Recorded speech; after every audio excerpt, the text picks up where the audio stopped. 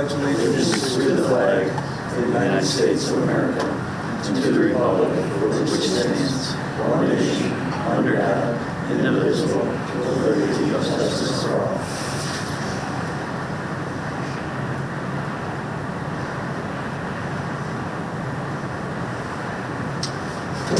Thank you, everyone.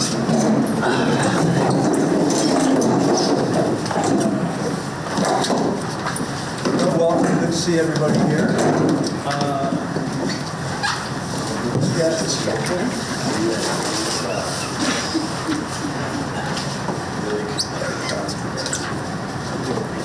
We're running off a slightly different agenda, so keep track of where I am, just in case I forget this or overlook something. Start off with the approval of December 16th meeting minutes. We have a motion. We got Mark, second Mike. All in favor? Aye. Opposed?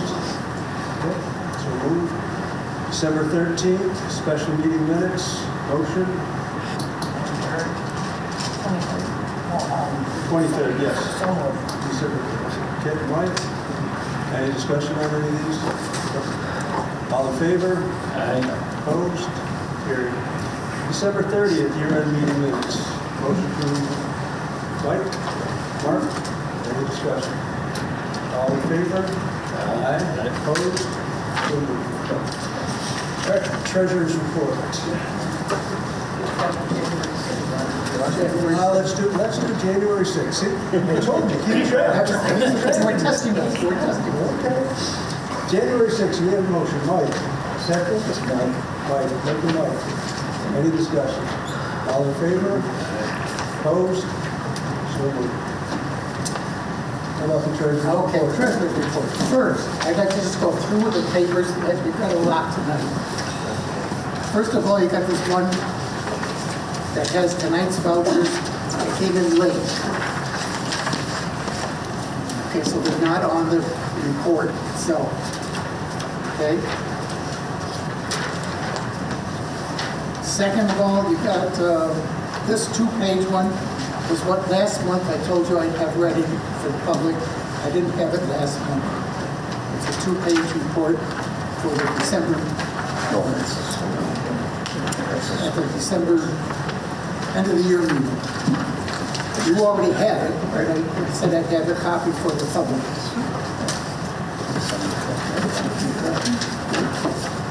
Okay, then, starting the report for today. We'll do the codes report, two-pager.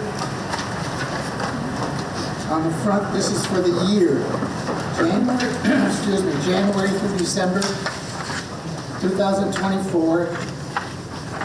The front page is a little different than normal. This shows us for the year, we lost $945 compared to the income for the year and the expenses for the year. But overall, we have $80,000 in the savings there, so there's no loss.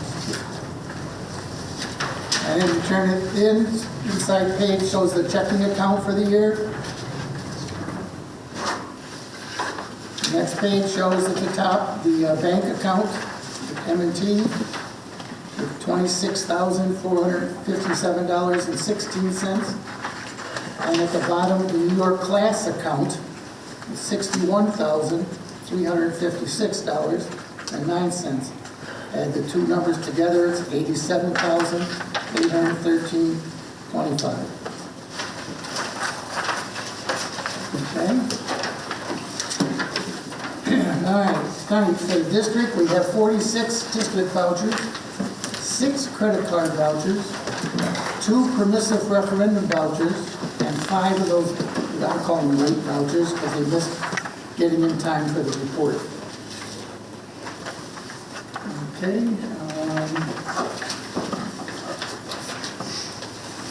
And on the front page lists the assets as of December 24th. Those are the numbers that'll go in for that state report when that comes out.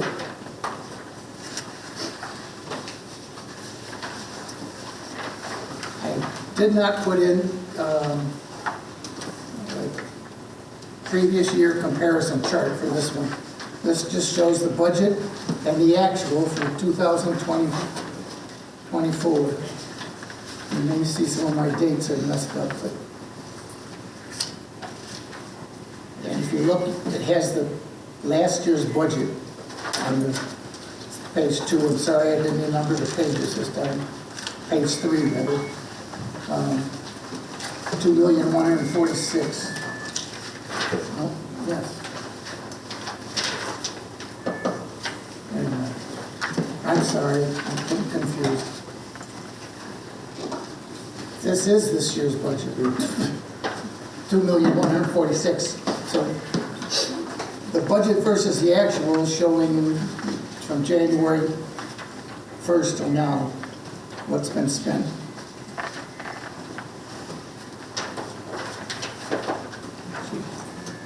And the next 1, 2, 3 pages are the bank account pages.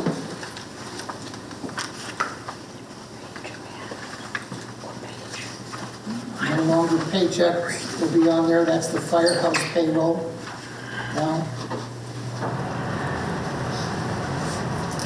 another explanation here for the firehouse payroll. I have not entered that payroll yet because that's what the group company is working on.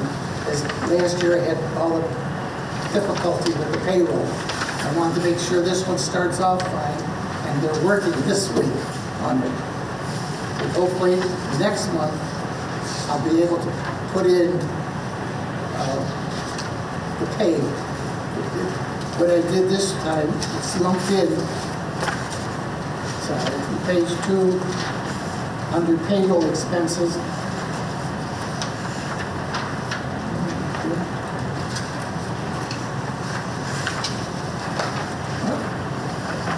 I got too many papers.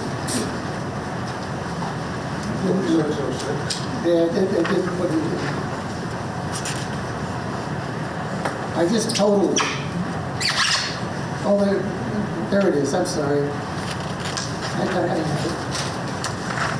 Up the top, page 2. Come down to 3410.1. Payroll expenses. Professional services. Oh, man. Part-time firefighters. $30,000.03 is what was spent so far in January. 517 is what's budgeted, and what we have left is 486,996. I didn't break it down because I'm waiting for them to do the switch over. So QuickBooks Desktop to QuickBooks Online.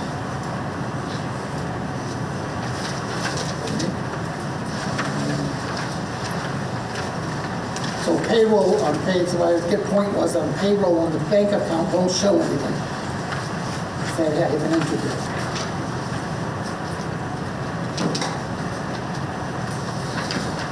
And referendum page is updated with our new referendum number 3, the purchase of 1-ton pickup and snowplow, 80,000. That's new. We've added that onto the page. Next page is the service award.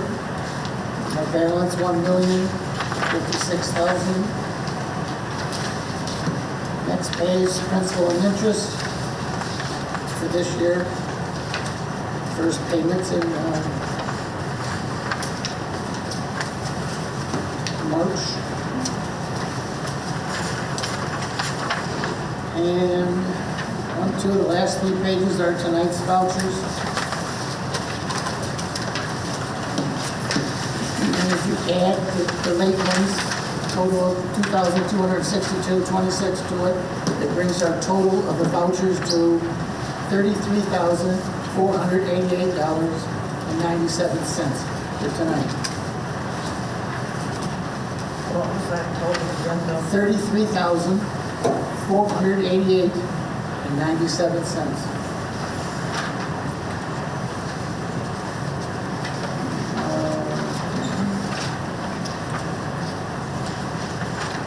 I deposited $50,000 for the sale of the rescue truck into vehicle reserve. That went in there this week. And I'll be opening up that New York State retirement account that we talked about earlier, the previous meeting, approximately the middle of February when the tax money comes in. I have no extra money now to open that account. We don't need it anyway. So when the tax money comes in, I'll open that account to put in what the New York State bills the district for the retirement.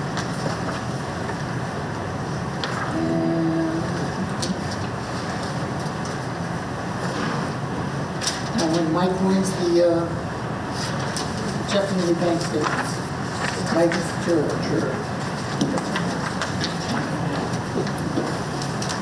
And that's it. That's enough. So do you think that we could close out that referendum number 1 for the two vehicles? Got 3,900 in it. I'm looking for it. I'm looking for it. Moving for it. The chief's office. What about referendum number 8? No, 2.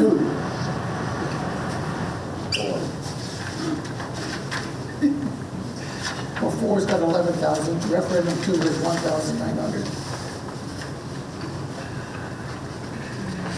I was going to suggest 4. That's Okay. That's the 11 Okay. that we have. Do we need to? There's one more item for that. We're looking at a Knox box safe. I think we have more than enough money in other places that we don't need to keep that referendum open pending what we may or may not do on that. So from the chief's office.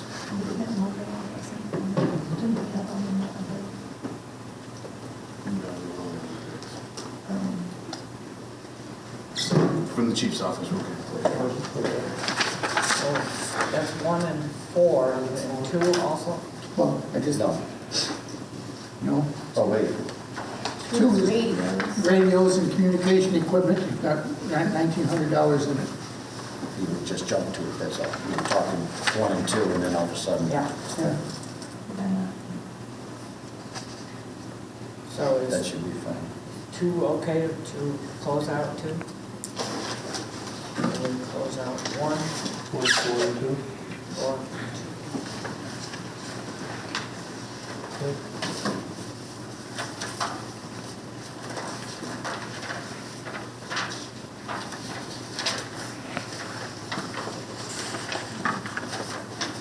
We don't need a motion on that, right? Sure. We do? Okay. Well, Mike makes a Just in motion, case. And Kit seconds. Any discussion? All in favor? Give me a break. So moved. Okay, So So- I do have something for the treasurer. We, at the organizational meeting, we passed that the treasurer can handle the funds with the direction of the board. Now, like when the money comes in from the town this week or next week, can he take a portion of that money and put it in New York class without our directing him to do that? I mean, can we have an understanding that he can do that, or does he have to get? I think you can. I think it's fairly easy. Does he, you're talking 2 accounts here, right?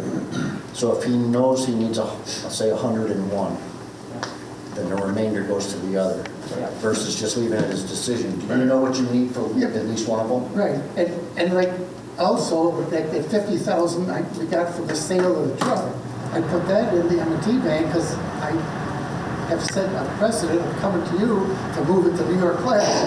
But if I'm allowed to do that, that 50,000 would have gone into New York class. Previously, you give me permission to put it into New York class. That's what we're looking for, is I remove that. But in the case of the 50,000, I would hope that we would put that in the apparatus Yeah, it's reserve. gotta go. Put the apparatus reserve in New York class. Yes. Yes. Yes. But I Do that. Put that in there also. But I need for ongoing, if you're looking for, So are you making a motion to allow the treasurer to move funds to New York class as needed and as appropriate? Sure. I know. Does that sound? Does that sound reasonable? Okay. Because it comes out the next day if it's, if they come in and eat it, there's no problem. So Kip made the motion, Mark seconded it. All in favor? Aye. Opposed? So carried. Okay. Now, let's see, so we need a motion to approve the treasurer's report. Jura, second. Alone. Any discussion? All in favor? Aye. Opposed? Any abstentions? So moved. Motion to approve the vouchers as audited. Kip and Mike. Any discussion? All in favor? Aye. Abstention? And If you want, I can still go in and look at the net class balances. so you're going to do that. Mike's going to do the bank statements and you're going to do the career class. All right. Correspondence. Amy. The Fire District Affairs was received and distributed, and then we got a flyer for the annual fire and EMS conference. It's the Pinsky Log Roof at Turning Stone, and that's March 27th through March 29th. And that's all I have. Chief's report. Please. Good evening. Start with the purchase request. The first one, up to $3,500 for credit insuring. I provided you all by email a little bit of an explanation of what we were doing there, and then the quote. The process ended up being surprisingly challenging to find folks to provide that resource for us. In the end, there's a company local in Jordan that is stepping up and starting to CM Timber Consulting starting to step up and produce credit insurance for fire departments. Several of us have reviewed the product and what they're looking to send us, and we provided them the information about what we need. Everybody seemed on board with it, so we'd like to move forward to get that purchase done and get that project finalized. Okay, we have a motion for that, to approve it. Motion. Mark makes a motion, Mark seconds. Any discussion? What do we do with the old cribbing insurance? The old cribbing, we can, call it surplus if we don't need for it. I would surplus it, and then we can determine the best use for it from there. Can you use it for scrap, for the junk cars? I mean, anything out there versus just a dumpster? As far as using it to actually conduct training, Yeah, I mean, we've got a third set coming to do training on, because a lot of we're doing a replacement because a lot of stuff was not in good enough shape to be doing that. So we've got a whole new set coming for reserve and training purposes. So we're looking at 3 sets in the purchase. So I don't see a need for it out there. I'm going to be surplusing a lot of it, and we kind of talk more about if there is a district need for it, we'll put it to that use instead of just tossing it away. I think it's important to train with what you use, so, right, if you have a third set that you train, then we'll train with what we carry, so it's good. Okay, all in favor? Aye. Any opposed? Any abstentions? So moved. So did you declare that, We did declare that surplus, yes. The second request is for laptop and monitors for Deputy Chief Natoli, and a new desktop for Commissioner Thompson, and then there's some updates to that and some new numbers. Yeah, I emailed the board earlier. The 4 laptops that the executive board has are all, 2 of them are having issues. They were all purchased at the same time. We have, sometimes the district has purchased it, sometimes the department has purchased it. We can purchase it and get the better price by buying them all together. and the department could reimburse us, or the district can pay for it. It was part of the whole replacement plan anyway, but we were hoping to get further in the year with them before they were purchased. But then looking at dates today, Commissioner LaPrice's laptop is actually older than those, and there's a laptop that Commissioner Thompson has that is also older. But in speaking with her, she'd be okay keeping the one, she doesn't use a lot, so she'd be okay keeping the one that she has until it dies, or until it can't be updated. So we're looking at 5 additional laptops if we replace Commissioner LaPrice's and the executive boards. And then that'll get us pretty much everything up to date and replaced. That 5 includes the second board. Yes. I know we've gone back and forth, as you stated, on purchasing for the department. I believe the last time when we did the 4, the district purchased them with the department reimbursing us. And I think we should do it that way again, just because they get a better price. To add them into our package, but have them reimburse us. So they didn't get back to me with the discounted pricing, but just looking at the numbers that Chief Gleason had pulled roughly, the laptops are around $1,750 each. I think we can get them for way less than that. But we also have a setup fee for those.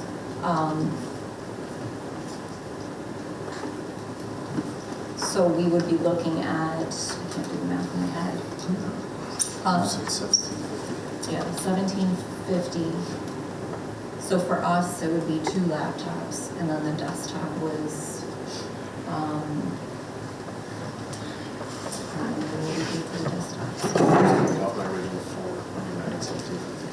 Okay, yeah, the laptop, or because it's a mini. It's not bad. We need to add 5. Oh, We need to add 5 to his original, not just 4, because there's 4 department and 1 for Mr. LaPrice.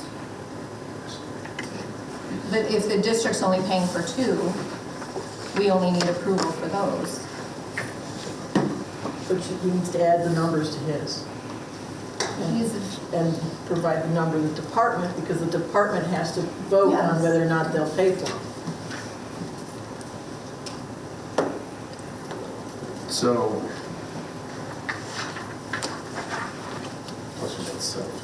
It's 300 computer. so to be safe, let's approve adding that number of machines. That brings that up to 13,000. Is that just for the? That's adding 5 more. It's adding 5. That's adding 5 more. What's coming on top of the laptops? Because the laptop that you gave me is $400 right now. If you search my model, which was Root's old one, Yeah. it's $300 to $400 right now. So let's say it was $600 when you purchased it for him, and we were happy. Yeah. You get it for $1,750. This was numbers that he It's pulled. a- We're gonna end up paying less than that. We're going to But pay to less be- than that. That was CDWG. But is that for one? Yes. That's a low top end processing speed to run as a desktop, because they're going to be used as both a laptop and then plugging into a docking station and running a desktop with a touchscreen.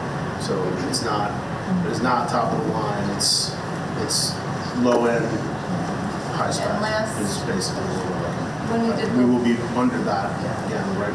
We're trying to project to make sure we have everything in there, right? If we're buying a mouse, we didn't trip over. I don't foresee full 13,000. The rough numbers, adding 5 machines plus the service fee takes us out to 13. And last time, Usher was able to go back to HP and say, they got this price through the government pricing, they were able to get a better price for us. So So we're still working on, I tried to get a price from Washington today, didn't get that. So to be on the conservative side, we're going to have a flat. And that's part of the wild card. We will look at CDWG, we'll look at the pricing, we'll look at contract pricing, we'll go back to Usher and see if we can match on that. Some of that's undetermined until you do that negotiation.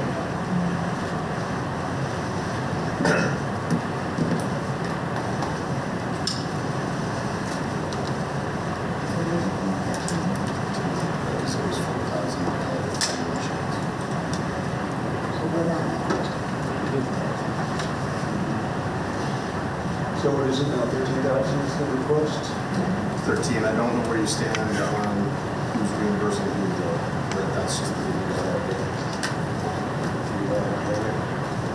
Well, the department meeting's next week, so we know, And that's something that they're gonna have to vote on, so. yeah. Well, you can make this And by stipulation that As long as we'll they- purchase it, As long as they. but if they shoot it down, you're not getting them and we're not buying them. Yeah, you have the order done. No. Fair enough? That way we save, the department save money. All right, looks like I made that motion. Mike seconded. Any discussion? Mike, which Mike? Sure, sure. I got it, Michael and Mike. All in favor? Aye. Aye. Opposed? Any abstentions? So carried. Thank you. Next line, just to let you all know, we'll be looking to move forward with the surface water rescue equipment that was approved on the water rescue line item of the 2025 budget. So we'll be starting that work in February and purchasing that equipment. Also, we received the New York State DEC grant for wildfire equipment. So that order will be placed in February. Once we receive that, New York State Ranger comes out, inspects it, inspects the invoice, and then submits back to New York State for 50% of the cost of that equipment, and then we'll get reimbursed by New York State. Don't know what the timeline for that looks like, but we'll move forward with the purchase in February of that equipment, and that's basically 4 handful sets. Smoke machine we haven't ordered it yet, as I've been looking at the vendors. Their descriptions don't line up, and what comes with it doesn't line up, so it's not a clean purchase yet. It's not urgent that we have it right away, but we'll be finishing that purchase here, hopefully in February, if not in March, before we start using the tower. For communications, we continue to collaborate with Northwest Fire District. Specifically in February, we have joint rapid intervention team drills scheduled. So we'll be conducting both didactic lecture and skills drills for Belgium and Northwest. On to our projects. The second session with Chief Eve was very successful. You can see a little bit of the results of that on the wall around you. We do have draft language for mission, vision, and value. I will tomorrow get that out to everybody in the department. And then tomorrow I will also give an email out to the department executive board looking for them to take action on that first and adopt that language for the department before we bring that to the commissioners to adopt that. So we'll start with the department. We'll let them all get a say in that, and then we'll work to approve that same language here with the Board of Fire Commissioners so that we're all looking at the same things. No officer meeting, not conducted due to a scheduling conflict, and no updates on policy.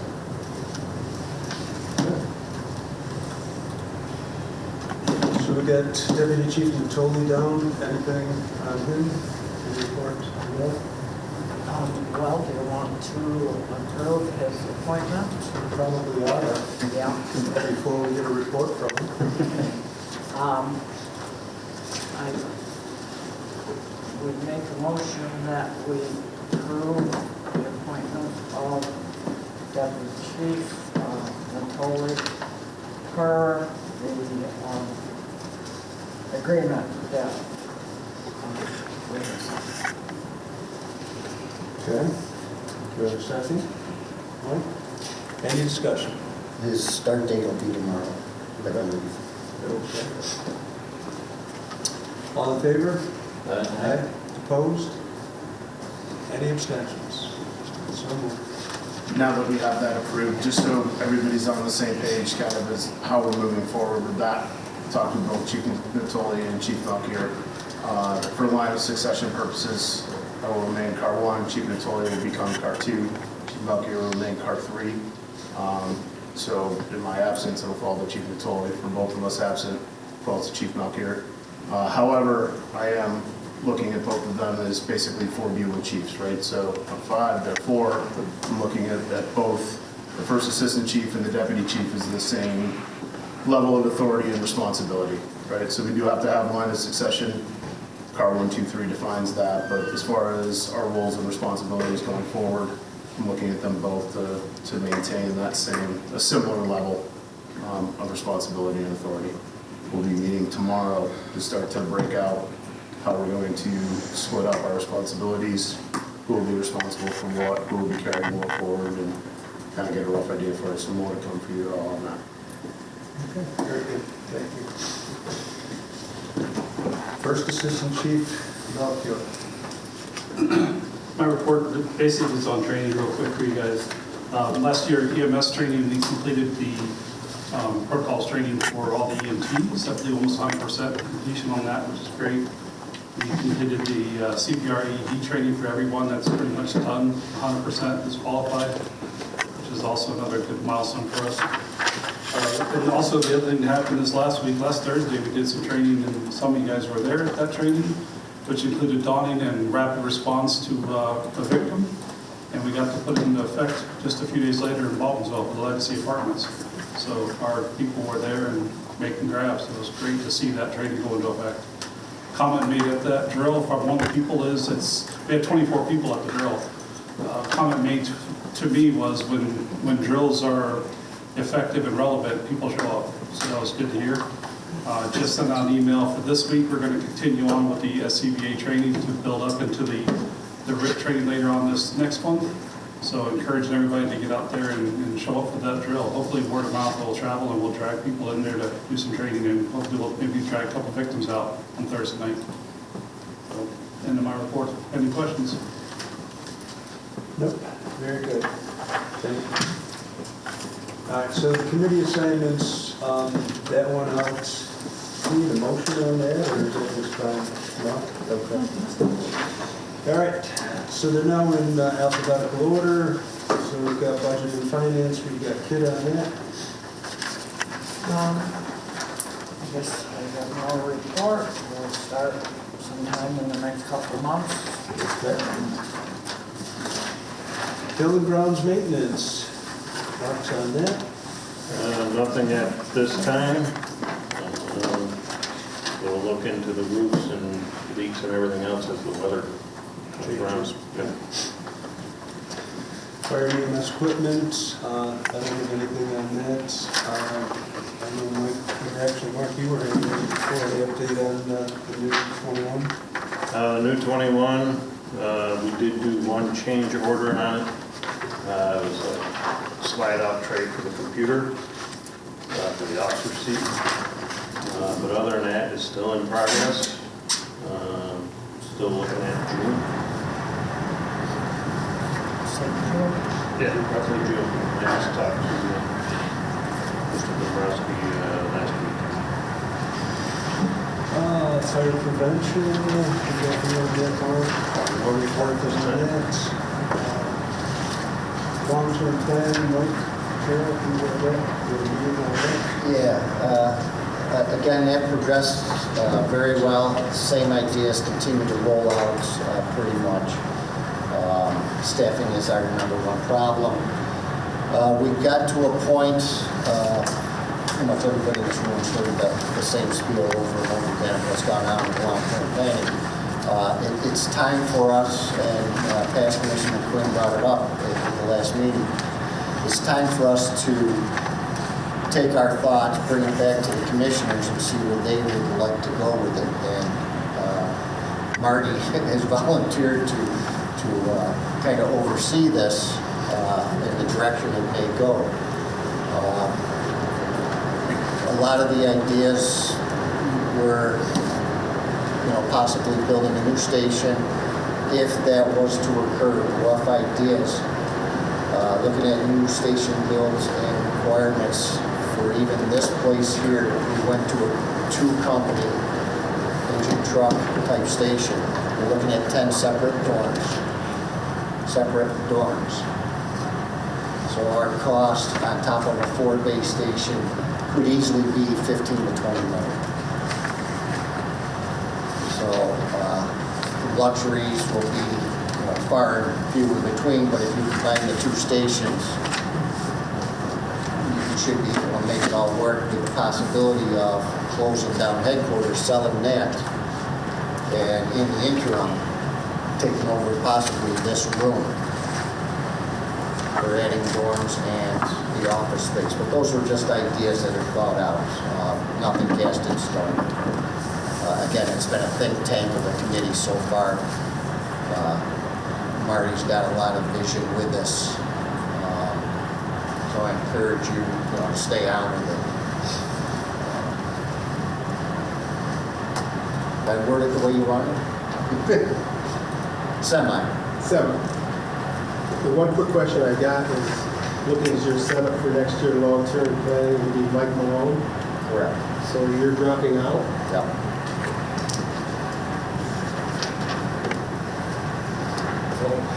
You guys are in charge. That's it for long-term. All right, thank you. Legislative Public Safety, again, these are not out of order, so we have the meeting 21st of January at Phoenix. A lot of discussion on final revisions of the SOG 91, 191, and EMS 91 revisions. So I think we had people that had done previous meetings that were there, so we've got, I believe, everything done on it, and then hopefully this can move ahead and send them out. We don't want to new trucks and apparatus. Mark talked about the new engine. We'll talk about the sale of the rescue. Rescue 2, or excuse me, Rescue 1 has been sold. The gentleman came from Indiana. Excuse me? Crown Point. Texas, Indiana? Crown Point. And it's going to become their EMS vehicle. He came, sight unseen, took a ride in it, and was very thrilled. Did not negotiate on price or anything else like that, so that has been sold for $50,000. It made it out there pretty well. I just sent a message to him, and his response was everything went great. We were back before midnight. She ran like a champ. Everyone was very happy and impressed with her. And I got a couple of pictures of it at a fuel station and everything else. So that went well. I was very impressed with it. I called Brindley, the advertising company. They are going to close out their advertising on it and then finalize a bill for us for the commission. So we will be getting a PO on that and not PO position. But other than that, we're still working on 21. Can we authorize payment to Brindley or the commission so we don't have to wait till next month? Sure.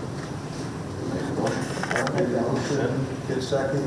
What was the Any discussion? motion? Mark made the motion, Kit seconded. Authorize the payment to Brindley. Okay. I What was couldn't the hear what the commission? motion was, the heat was on. I'm not quite sure. Amy has the actual final folder of it. I turned everything over to her, but they will be sending that bill in the mail.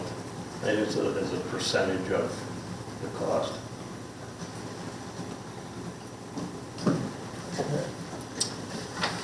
Any further discussion on that? All in favor? Aye. Opposed? Abstentions? Carried. Personnel? Kit? Well, I just had the appointment of Chief Matoli, so we've already done that. I guess that's it. Okay. Service awards. We discussed a couple of meetings ago about the service award investments. And Charlie and I met with Dave Rutkowski, is that how you say it, Bill? Yep. Rutkowski, on the 3rd of December. We're in a managed service. It cuts down the volatility and it balances the risk. In our last year, in and out, we did 8%, which is pretty reasonable to the return. So we were happy with that, and I guess would recommend that we continue with investment with Dave and his firm. Very good. All right. What else did we get here? We talked about the computers, we're all set with that. Vehicle maintenance, anything going on with that? Truck maintenance, engine 11 pressure gauge, that has been ordered. They will be coming in tomorrow to do the install on that, so we should be able to get that engine back into service shortly. Did they say why that's not covered under warranty? Consumable is what it is. Yes, and When the hell is that? 2 weeks old. Exactly, when is it? if you look at the actual manufacturer, they cover it under a 3-year warranty. And even our purchase of it's under a year. And I can go back to them on that and try to fight it for us. I mean, we were supposed to get it last December, but they were 3 months behind. You know, if they're going on the original date and thinks it's a Right, year, right, then it'll right. be over. Correct. But we're still under that 1 year. Okay. I will follow up on it. Yeah, definitely. All right. Old business, we're gonna put policies into new business. So we've got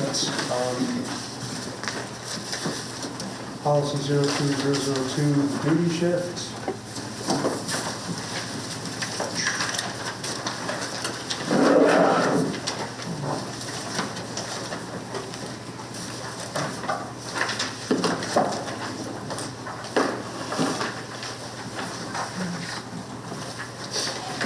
One of the comments that I had was that members need to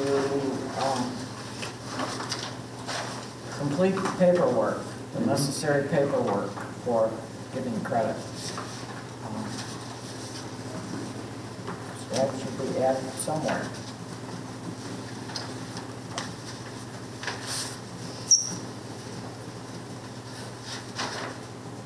About roles and responsibility.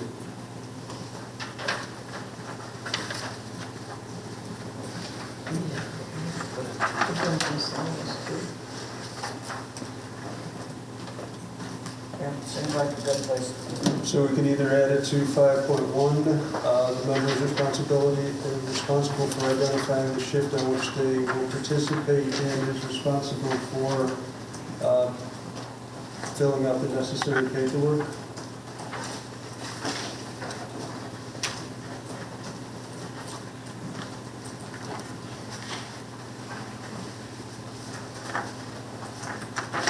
Is there a form that they have to fill out to request the shift? Is that, No. then what paperwork are we, So the paperwork that you fill out after, so it's a... oh, at the completion of it? Correct. Gotcha. Yeah, it's an activity form. There is a procedure for going through it, that's the chain of command, and letting chain of command know that you keep doing it. Anything else on that? Which one was that? Yeah, so if it was duty cruise, it is now duty shift. The name changed on that.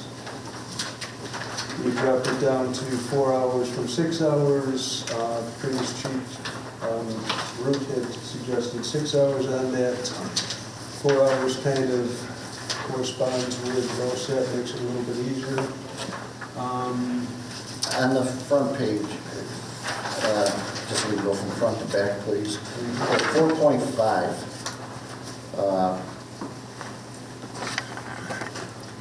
Based on rank at the end of that sentence. For, if you have a captain and lieutenant right there, is it mandatory the captain's in the front seat? Usually they are. But my recommendation would be the two work it out, that it would be an excellent place for the captain to be in the back seat, mentoring and, guiding the guy in the front seat. So I'm not sure if I'd want to be that stickler that the senior guy has to be in the front. So, and that's gone the other way before, where we've had chief or chiefs in the back. And again, we had an officer in the front. So I think typically is the word right there. Again, I think that it is a good learning experience to have someone with more experience in the back teaching and leading that individual up in the officer's seat. So I think it would also depend on the nature of the call. correct. I know that we work well together. There's no, get out of there, I gotta sit in there. Well, the previous wording allowed the two individuals to use their own discretion. When it got changed to based on rank, you're making the senior person be there.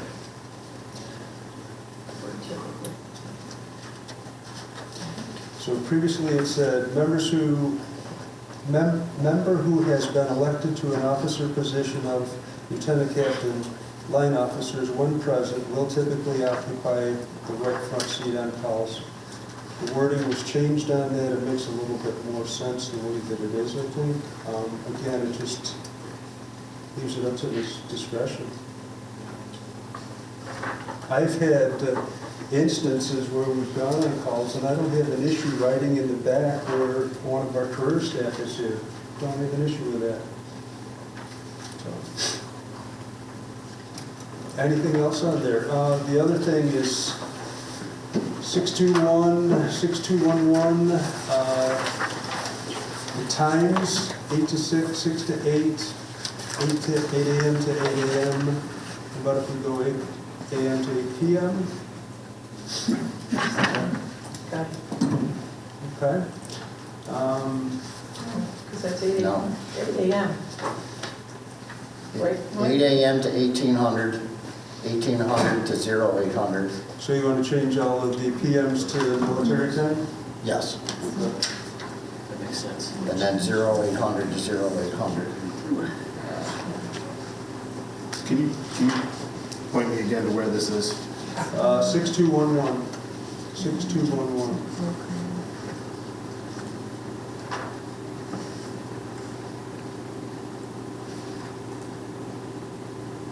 Do we need to have that entire first sentence, or can we leave it voluntary schedule supplement the career duty shifts for 24-hour block? We're a 24/7, 365 shop. I don't know that. Initially, we weren't, because we didn't have the nights. Right, and that's where that came from, right? But at this point, we're 24/7, 365. I think. I think you're right, you can eliminate it, because, in the future, or currently now, we've got somebody on. So they just pick their 4 hours Right, and show up. Right, we're not pigeonholing anybody into trying to match these shifts. You come for the 4 hours that you can come down here and contribute for the 4 hours you can contribute. But I think it's one more move to leave it more broad for our folks to come in and support. So you're saying anytime within your shift, any 4 hours that you can do, that's perfect. That's my view of it, right? Yeah. So I think reading it now, I think my recommendation would be to strike that entire first sentence and just, right, the volunteer members can come in and do 4 hours at a time, 4-hour blocks.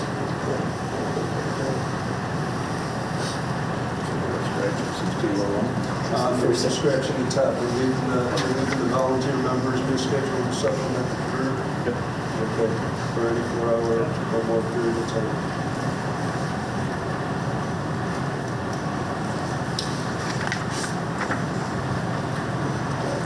Anything else on this? You want to add into the duties while on shift is to complete paperwork, so it's also under duties as well as under the responsibilities. Yes. So 6.5.2. 6.5.2. And make sure it stands out to put it for a, On 16? yeah. 6.5.2.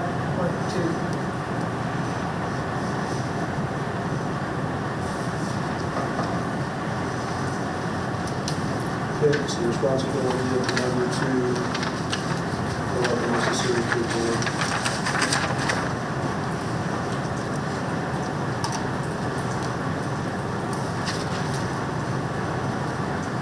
Anything else? 664.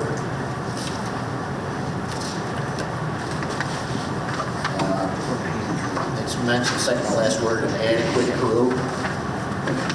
I'm not sure what an adequate crew is, but are we looking for a qualified crew? Or are we just looking for numbers? And as you consider to 6663 and 664, we talk about based on our response guide, that would answer the question for adequate crew and also for what piece of apparatus to bring. Well, fire control has, I think it's in the new section, they want to remove unless fire control says different. It's sometimes the mutual aid, I think we put that in there because the mutual aid requested truck 2 over letter 1 or something like that, even though on the box it said letter 1. But this is here, it talks about piece of apparatus responding based on the call when activated. It's based on our response guide, and that response guide tells us what to do, where to go, who can go, and what the crew looks like. It answers all those questions. It's simple. It reference that for all that, and then we can use that response guide to run it. And then if we need to change some of the response guide, because it's still in motion, we can change that, not to change it in 2 places.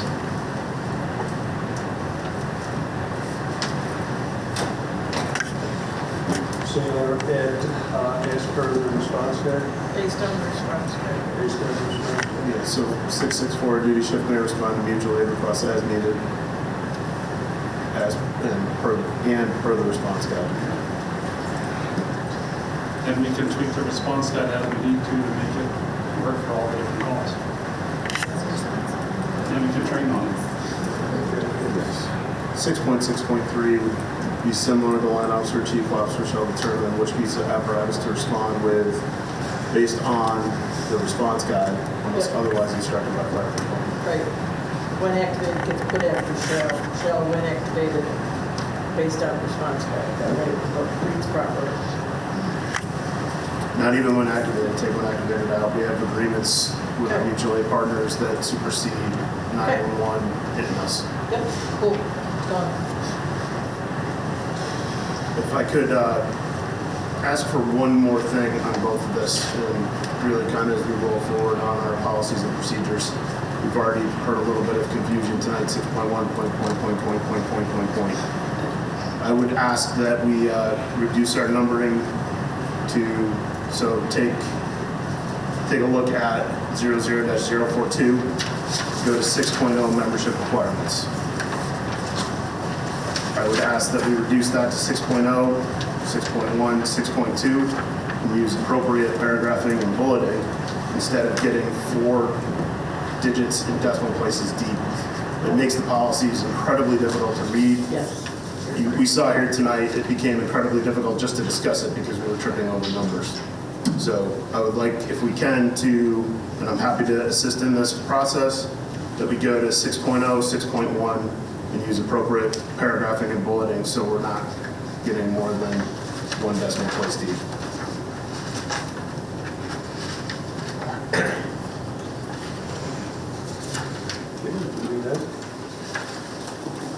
Anything else?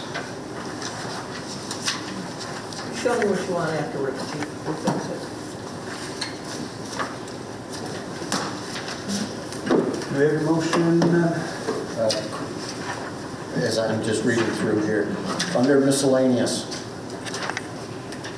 if you do a 4-hour shift, how many points can you get? Because that's not how this is worded. Standby. Yeah. But if you do a 2-hour drill in there, you can add that to it. Yeah, So you got 2. yeah. But they're getting. But if I go points. for an hour drive, I need 3. Yeah. Okay. Exactly what it was before. What you approved. 4 points in 4 hours. That's what you approved last March. like it. It's not going to give them their 10%. Yeah. And you do it every single month and you'll have lots of points and it doesn't matter. It doesn't give them their 10%. But if they're, hopefully if they're here for 4 hours at a time, for 144 hours, they're gonna get their, and that, you could change that. So it's a filling a gap where we've had nobody in, because we've had people that have come and sat and received no points for all of their time. So this is a way of bringing people in that are going to be here. So we've got people that potentially, if their call comes in, they're going to respond to it. So we're doing what we're supposed to be doing. We're just trying to work things out both But are the ways. standby points going to go for their 10% is what they're asking? You get one or the other. I know, but that's what I'm saying. Is this, they're saying their standby points, those are not our 10% points. Those are You get your 10% by calls. correct, but I've been sitting here for days sometimes and I don't get one call. Yeah, but you get it's gonna go to hours. your hours. So this is But where that that's doesn't filled. count to my 10%. Yes, it does.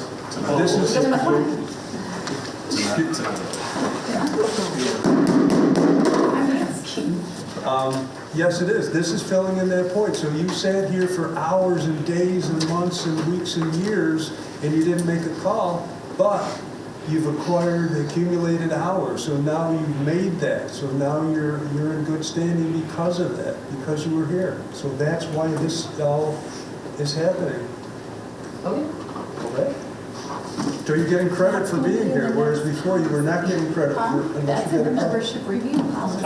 Add your hours, get your 72, and then get your 144. I had plenty of calls, that's what I'm Okay. saying. That's But your other 10%. people are saying they're not getting what I'll do that. Okay. Good question also. We talked earlier about fire prevention and we need to get people involved with it. Would you guys consider adding to 6.5.1 duties while on shift? Also to consider fire prevention activities? That would be work time. Fire prevention's a working time. So that can count?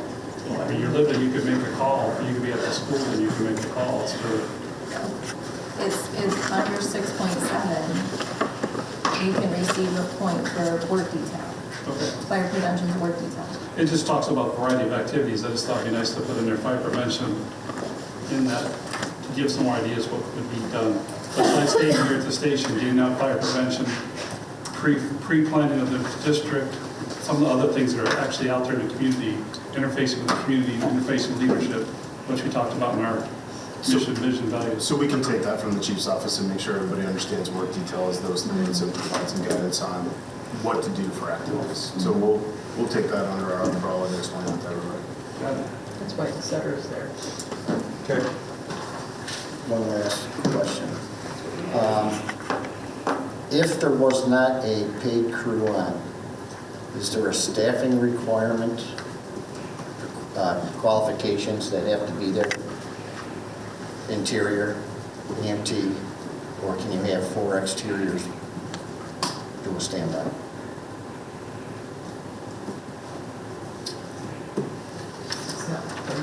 The key is to get people here. So theoretically, yes, you could have 4 exterior people standing by. Because I know one of the previous policies said, you know, you got to have a qualified driver, 2 interiors, 1 EMT type thing. I was just, Yes.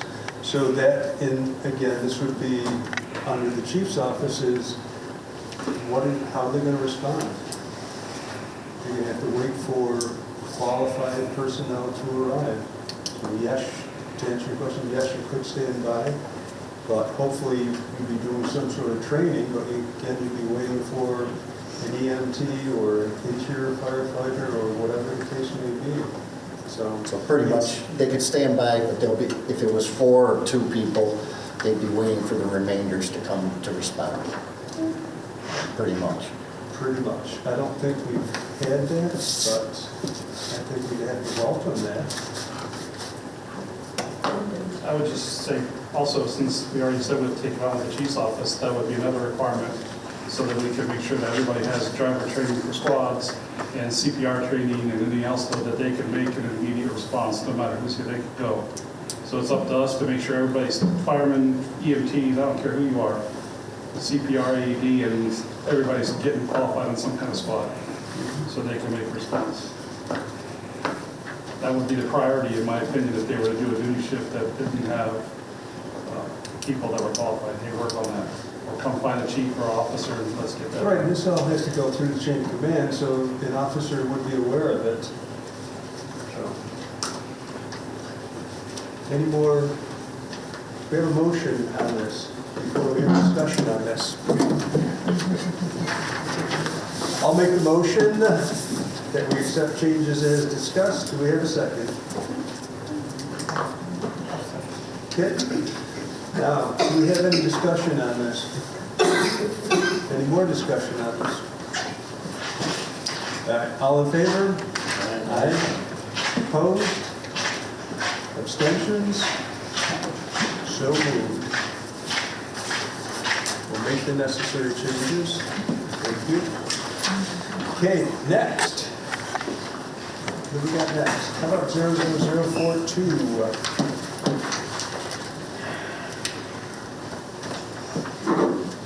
What if we make a motion to approve the membership status review? So the motion just opens it up for discussion. We have a second to open it up. Mark? All right, discussion.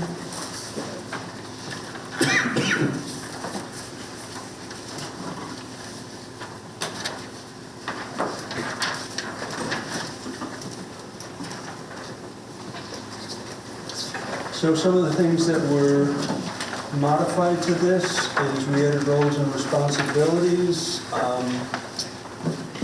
Most were not really added, but realigned to make the policy a little bit more clear. We've got a clear explanation of membership requirements.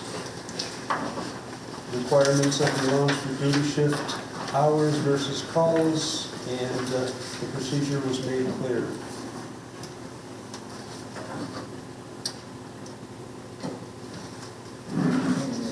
Comment now? Yes, comment.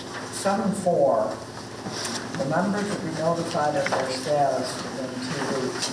And I question that, is that all members or is that only the non-compliant members? So all members were notified and will be notified. And that's, All active members. All active members. So I sent out a letter, personalized letter with the amount of calls, what they were lacking in, whether it was good, bad, or indifferent. So everybody received a letter of where they stood. so the letter to those who are not delinquent just said, hey, you're golden. You've made X amount of calls, you're in good standing. Yes. So I got a letter, Mark got a letter, Mike got a letter. Do you think it's necessary to go to that extra effort to send one to those who are compliant, or should it just be sent to those that are not? It is additional work, but I think that it's your responsibility to know where you stand, and yet I get people that ask me, well, how can I figure this out? So I think that's, I think we'll work it by sending everybody a report of where they're at least for the time being. Whether that be the next year or two. Well, and also, it makes it all uniform that somebody says, well, I got a letter, well, I didn't get one. But you don't have to tell them what your letter says. You say, yeah, I also received a letter, so then that way everybody's within the whole.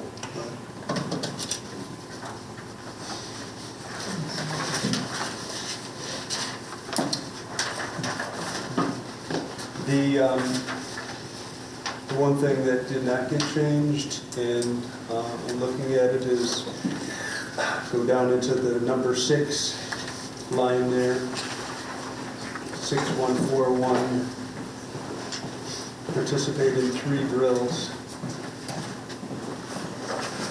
participate in 7 drills.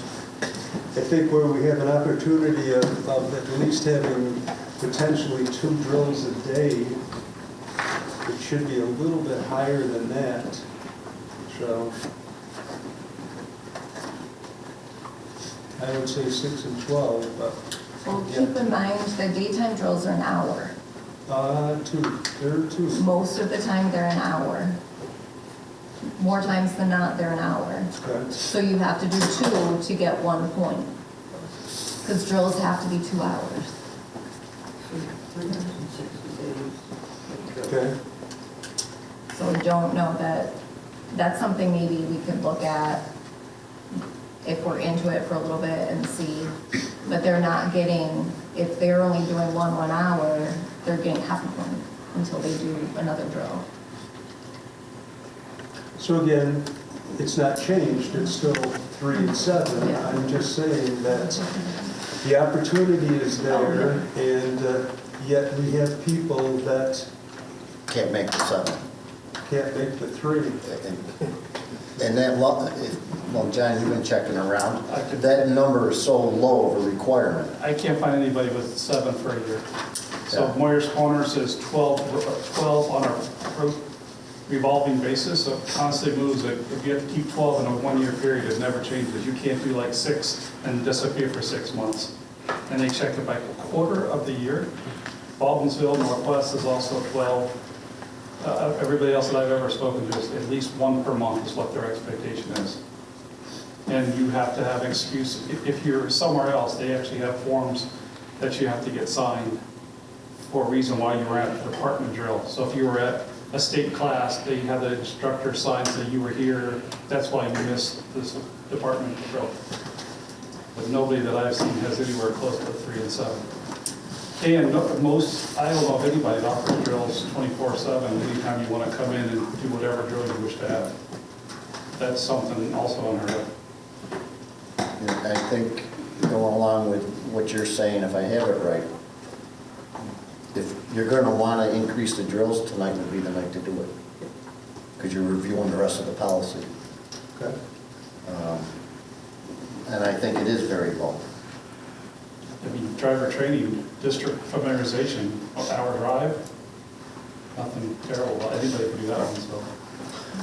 We discussed before having EMS, like EMS research on EMS 1, since we pay for it anyways, you can do those, they're hour long, they're doable. That's true. Okay, so we're looking to increase it to If you 6 and 12? 6 and 12. I mean, again, that's a small step, it's not a big step, it's not a big jump. Should be them do it.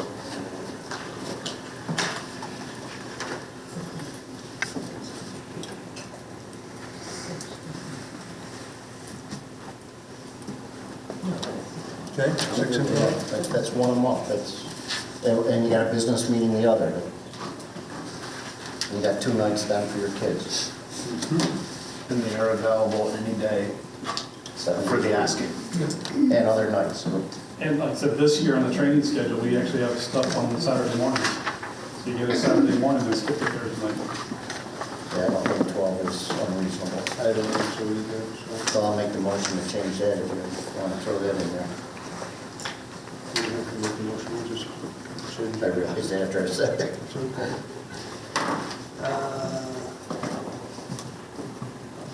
Anything else on this?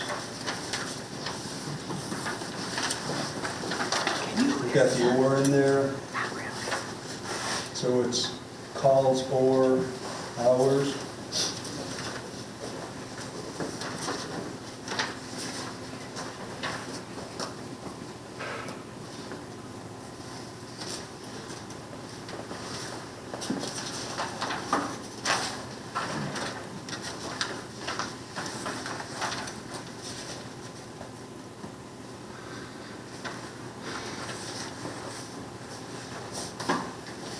We all good with this?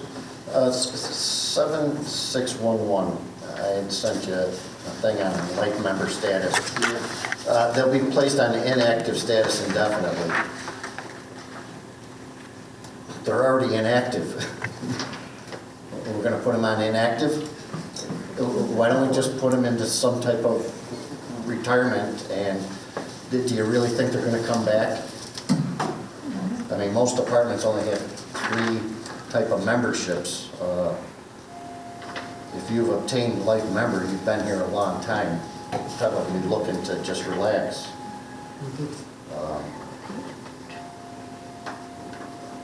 I think you should ask the individual if they'd like to just go to life member status, and that's it.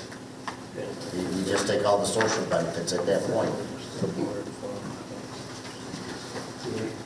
Because you get nothing for being active versus inactive.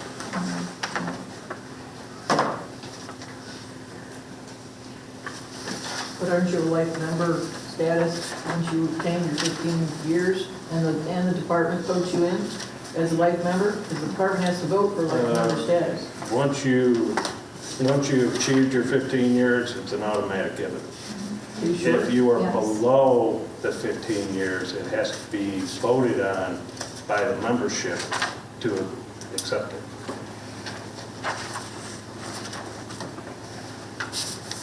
And that brings up another question I had. If you were here for 15 years, you automatically get it, even though nobody saw you for 5 years? That doesn't make sense. For those that earned it for being here for 15 years and that. If you're still on the active rolls for 15 years, you're good. Yep. So I agree with you 100% on that. And that's part of the reason of this right here, because this way there's teeth to it.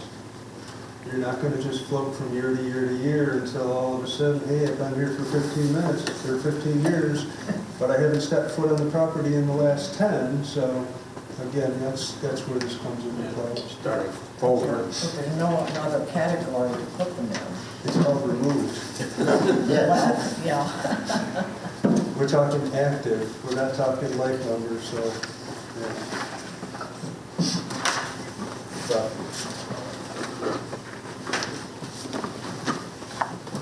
So then it should say active members with life member status, 7611.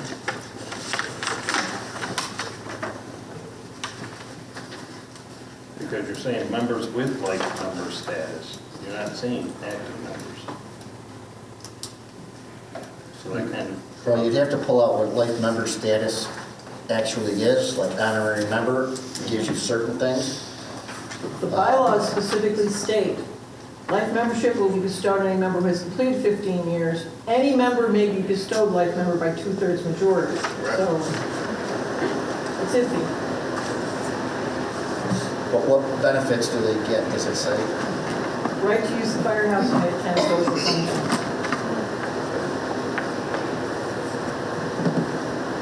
but they must also follow the district policies with completing their, yes. So if they're inactive, why don't you just move them to that, and then if they want to participate in social stuff, they have to do the mandatory.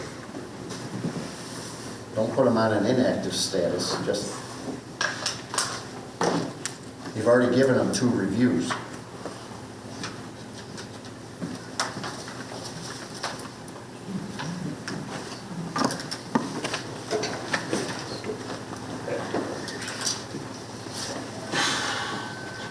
I mean, 7612 is the most direct and has the most punch right to it. Members without life membership status will be removed from the membership rolls immediately. Boom, done. An inactive life member should have just as clear movement. Well, on 7A, does, it says, you know, how to come back from being inactive, and that requires approval from the Board of Directors. But that's for all members, not just life members. The life members are the ones that are placed on inactive status.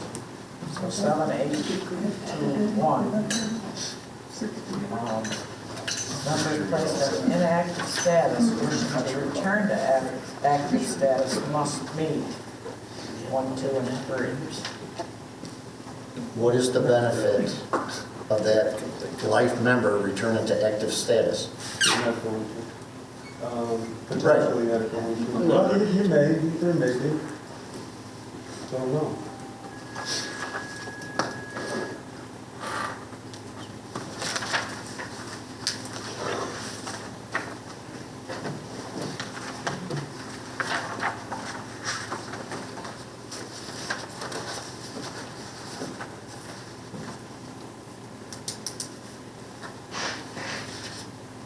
Those words are exactly the same as they were in the original policy, Mike.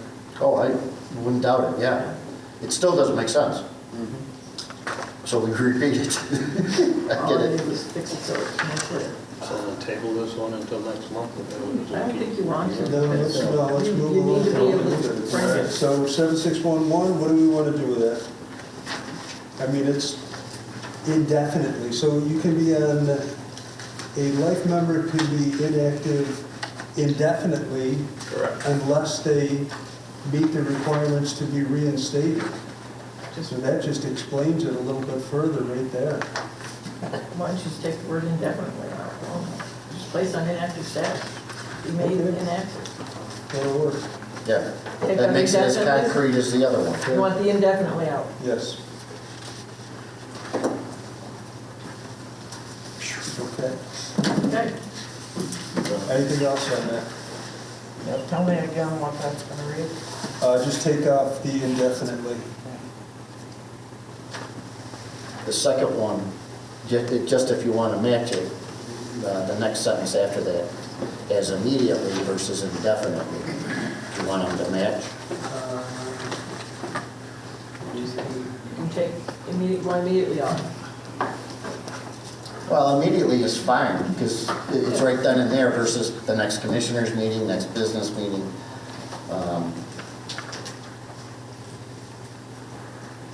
I would just have them both immediately. So you So want, do you want to put change indefinitely to immediately? Yes, Okay, and it matches the other. sounds good.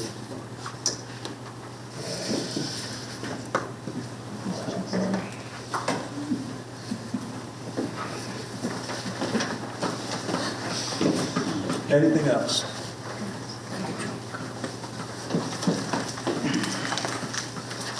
Okay, so we've already made a motion, seconded, we had discussion, up for vote. All in favor? A quick question real quick on that. I'm sorry. Just have a question on one thing. It's going to tangle up everything, and we're going to go back and I That apologize. is no question allowed.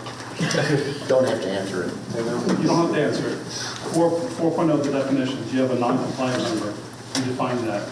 But when you go to 6.0, it talks about good standing status. If you want to trip up some people, that has tripped us up in the department bylaws for a very long time. It talks about maintaining good standing status throughout all through 6.0 membership requirements, but it's not defined in the definitions. A non-compliant member, is that considered one that's not in good standing? Just answer that, just can you define that? And that would help us in our bylaws, it would help clear up things, people have a good understanding. So membership requirements, it's going to tell you right there. Those, all of 6.0 tells you what requirements are. Again, this is the commissioners, the bylaws are a little bit different as to your requirements on there. I understand. This is what we've got for minimum. But I'm asking, like on 6.1, instead of saying to maintain good standing status, it should say to maintain compliant status? No, good standing is you're either in good standing or you're not in good standing. But we didn't define it. We just Well, did you right could here, add- the whole thing defines it. You could add to non-compliant member that they're not meeting, a non-compliant of the deed selling annually, a non-compliant member has not met the qualifications to maintain good standing status. just put after fire district and are not in good standing. Yeah. Are Good members, standing status, right, to use the exact same language as in 6.0. So your 6.0 is your requirements.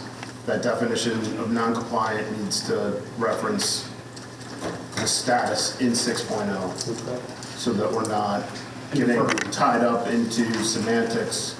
Should somebody say, well, you didn't say what a non-compliant member was. so as in fire district, and after that I've included, and not in good standing status. Yes. Right, John? That- Yeah, it's something along those lines, says it's inferred, but it's not defined, and people argue that all the time.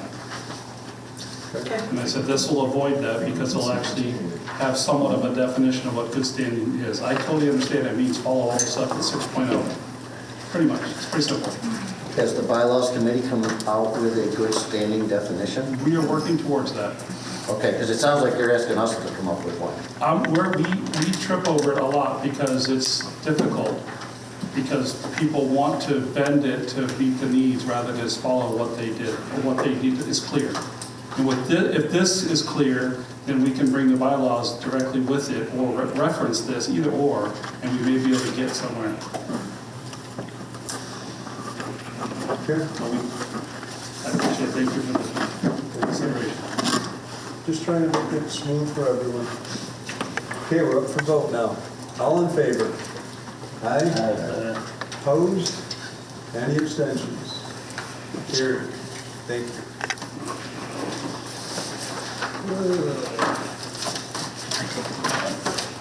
What else do we have here?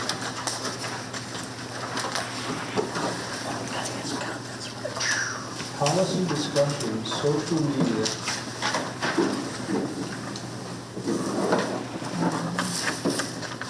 John, you wanted to talk about social media. Yeah, so we've discussed in the past about social media, and we as a department would like to take ownership of that again, and I'd like to request that we add some people to the actual approval process, which is Mike Malone and myself in that. So we have a volunteer chief and we have the volunteer department president.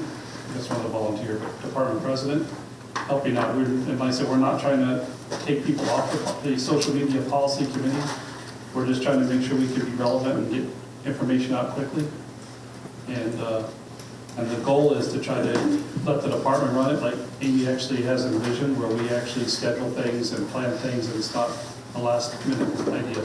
And it's not up to Amy to do all the stuff. It's not fair to her, it's not fair to the district.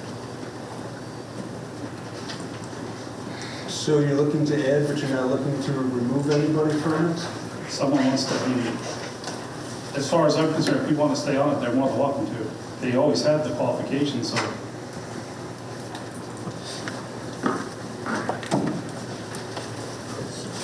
And our policy, 01A, social media, 6.7 says only individuals sanctioned by the Coast Springs Fire District Board of Fire Commissioners shall maintain the district and/or department's social media, public webpage, social life, report, blog, etc. I think that's where we're at.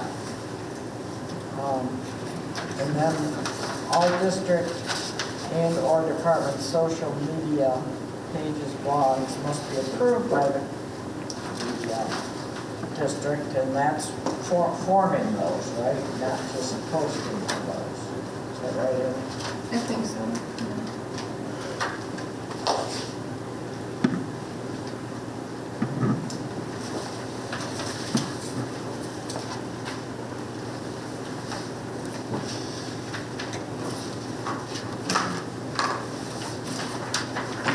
So who's on the, who's got authorization at this point?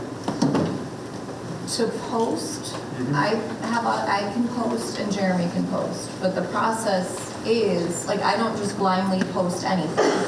If I have an idea for a post or if somebody sends me something, I currently send it to Kit. Matt was on there as the chief. Jeremy, myself, and I think we added Katie last year. Okay. Until the majority of those people look at it and say, it's okay to post, I don't post anything. All right, so I think what John's looking for is to add Mike and himself and remove Matt and Katie, Yeah. without him saying that that's what it looks like it is. Again, I'm trying to get the social media posts going better and getting people involved.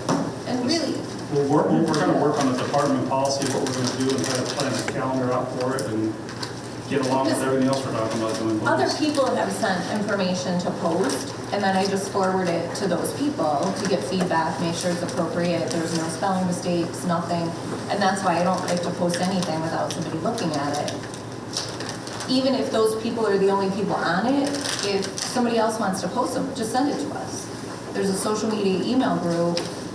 We would look at it and post it as long as it's appropriate. If it's not, then generally we would probably go back and say, you know, it wasn't posted for this reason. But like I talked to John about it, there's a calendar in there. We can schedule out for an entire year. Just sit there and create content, schedule it to post, and it's gonna post a month from now at noon or whatever time we wanna do, and then we can fill in from there. But yeah, we need to get more consistent what we're posting. But I've had people that say, oh, I want to do this, but then I never get anything from them. So I think what he's looking at is to move ahead with that. And what I'm taking it at. Well, I got the impression that you wanted to push the button and post. I want to be able to get the whole thing started. If I'm the one posting, sure, but it still has to be with the process. We're going to write a process out that says, this is how a post gets done. From creation to posting, here's the process. Follow this and you're good to go, whether it's in advance or rapidly being done if we're doing some kind of event out in the community. The time-consuming part is the creating the content. Actually posting it takes 2 minutes. If it's already done, it's not hard. If we create the process and say, these are the people on it, this is the social media, we train the people, this is what we're looking for, the content, here's the schedule of events, this is how the process works, it should go a lot smoother. So we can get more people involved. Okay. I think it's good for the whole department. I think it's good for the community. It matches up with what we're trying to accomplish. Giving out prevention stuff. We, like we talked about before, by trying to get partners out there in the community working with us. If they get events with us, let's do it. So let's go one step farther.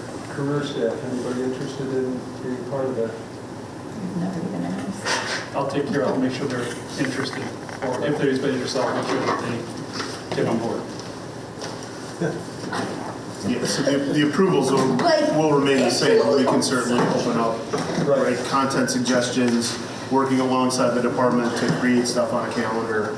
All that's fine, right, as long as that end approval process Correct. is coming back to the district before anything gets posted. Correct. And I think that having Mike and John and removing Matt and Katie from there is appropriate.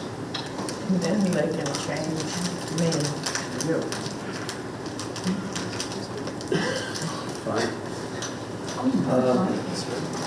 The question I have is, why would Jeremy Patterson still be involved in it? He hasn't been around much. I'm just wondering. I'm hoping that possibly doing this, maybe get some more involved in coming back. I'm all for it. Anything that brings people back, let's go do it. Right, but authority-wise, he's just an active member. Correct. But I mean, I'm not against it. I'm not trying to get rid of people. I'm just trying to. No, I'm not getting rid of them. I mean, get them off. Just removing them off of the process. Because That's you guys. IT expertise and setting up a requirement that. Yeah, but there's a lot of people here that offer a lot of backgrounds and things that we don't rely on. So that's why I was just wondering with Jeremy. Like I said, I haven't seen him around hardly at all. He's done a lot. He's Being done some past IT commissioner, stuff yes. for us behind the scenes. He was very involved in some stuff that we had, projects that we had on IT. Okay. Also included in there is me on the approval list. Okay. So it's Amy, Jeremy, you're not on there, kid, anymore, yourself? You know, your chair probably makes more sense than your two there.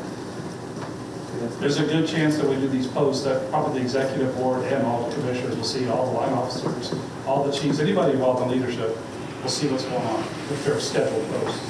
big deal. Okay. I don't know, everybody needs to know.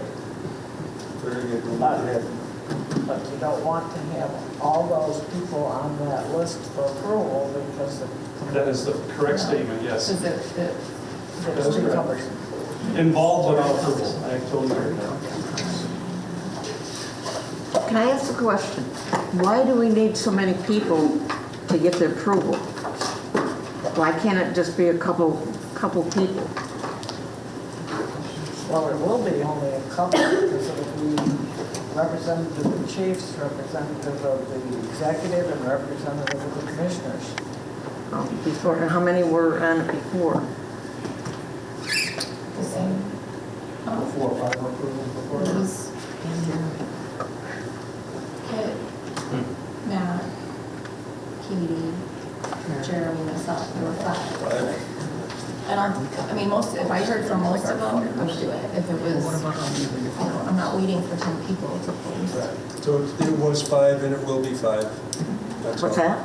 It was 5 people and it will be 5 people. So the number's not changed, just the names have changed. So you only need a majority of 5. Not all 5 approval of it, because you won't be, time-wise, you'll be waiting so long for somebody to respond back. We'll write out the process and then we'll let you guys take a look at it and we'll see if we can come to an agreement. Policy and process, simple. Very good. So we don't need a motion on that, do we? All right, what else have we got? We have a,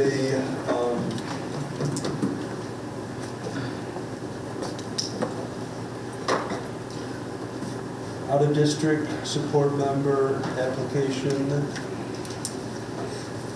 Well, I had a chance to take a look at the application.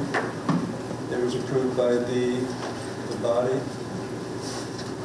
Sent forward to the commissioner for their approval. Do you have a motion to approve? I'll make a motion. John, second?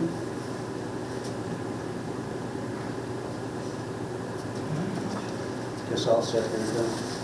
Any discussion on this?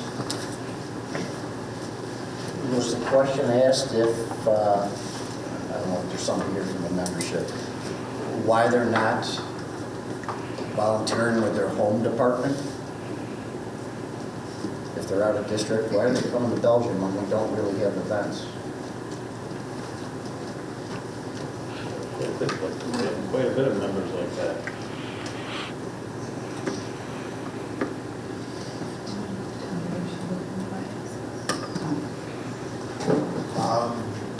Part of it is, I think, the past people we've interviewed, they've had either friends or family that are with us. Like Candy, who's applying to be a support member, she's good friends with Mikey St. Andrew and Station 2 members. I think that's part of her reason is to, they can ride together to events and be involved and stuff. So I think that's part of this. The people applying are either have friends or family that are with us.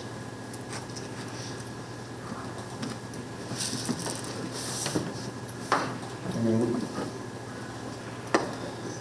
we bring in quite a few, social events, people. And we don't have social events, but we cannot get firefighters or more EMTs in here.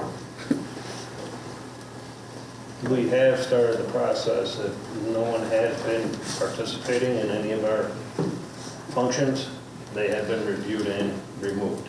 We just went through that policy. Yeah. Yes. So I could say that Mike St. Andrew will come up for 6 months next month in February. He is actively looking for a BFO class. There's one starting in March, so He's a active. member. He's active Yes. as a member. And she's associated with him, so he obviously got her excited about whatever's here. So maybe she can change her mind and become someone not a support member. Lynn Malone's an example of that. She went from support to EMT. There's another one, so possible. All I can do is make her decide to keep working on it. Dom Delabelle is another one, just got in. He's already been to a drill. He's already shown up to a place he's still only supposed to be doing. It's awesome. And what's his goal? be here during the day and drive trucks. He's a ICU nurse at night. He might get into And he may go back to being an EMT at some point in time if he gets excited enough about it. But right now, he's an ICU nurse at night, which he's got experience, he understands how to do that kind of stuff, and he drives. Perfect. Start. Get him excited.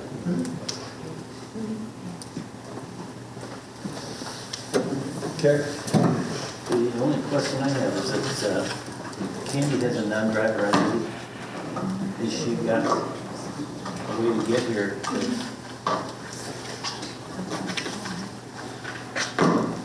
She doesn't have transportation, because I don't know how the buses run from where she's at to where we're at. She makes it here somehow, I think he drives her. Yeah, he drives it. He drives her, he picks her up and drives her. Okay. Because they both work, correct?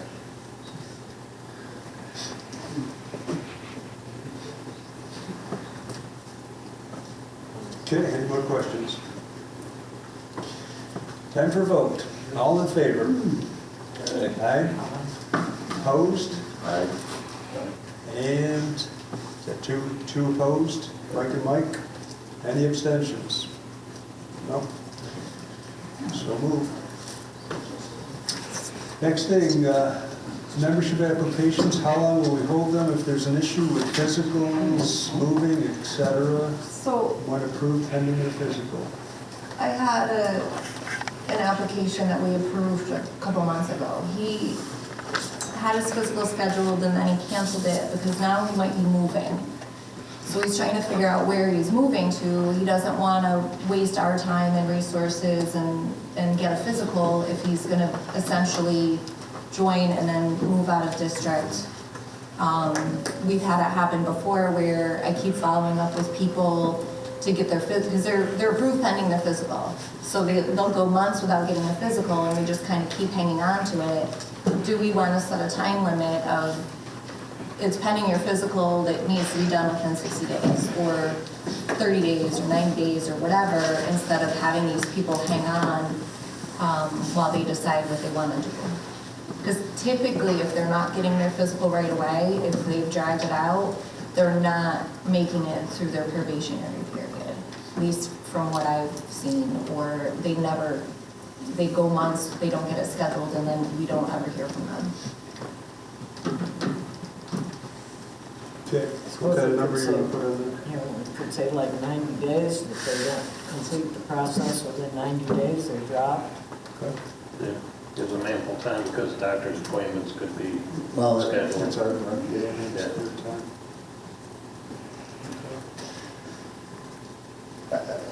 Can you somehow, as like Mark was just adding to, our physicals, the doctors fit those in.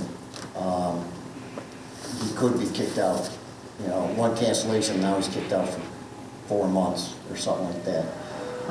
If no attempt has been done in 90 days, they're gone. But if he's had a doctor that can't schedule or something. But, well, it's our doctor. Yeah. They have to go to our provider. Correct. And I just said if they can't get them in the 90 days, because the doctor can't fit them in, Then we need to look at another provider, but I don't think that's not usually the issue. It's that they're not making the attempt to get their physical. The most our providers ever had to do is go out 2 weeks. It hasn't been, that's not the problem. But they're not even a member until they get that physical. So they can't do anything, they can't participate until they get that physical. I think 90 days is a really good amount of time, and if they're sincere, then it is. Need a motion on that? Okay. All in favor? Aye. Any opposed? So carried. There's kid insurance.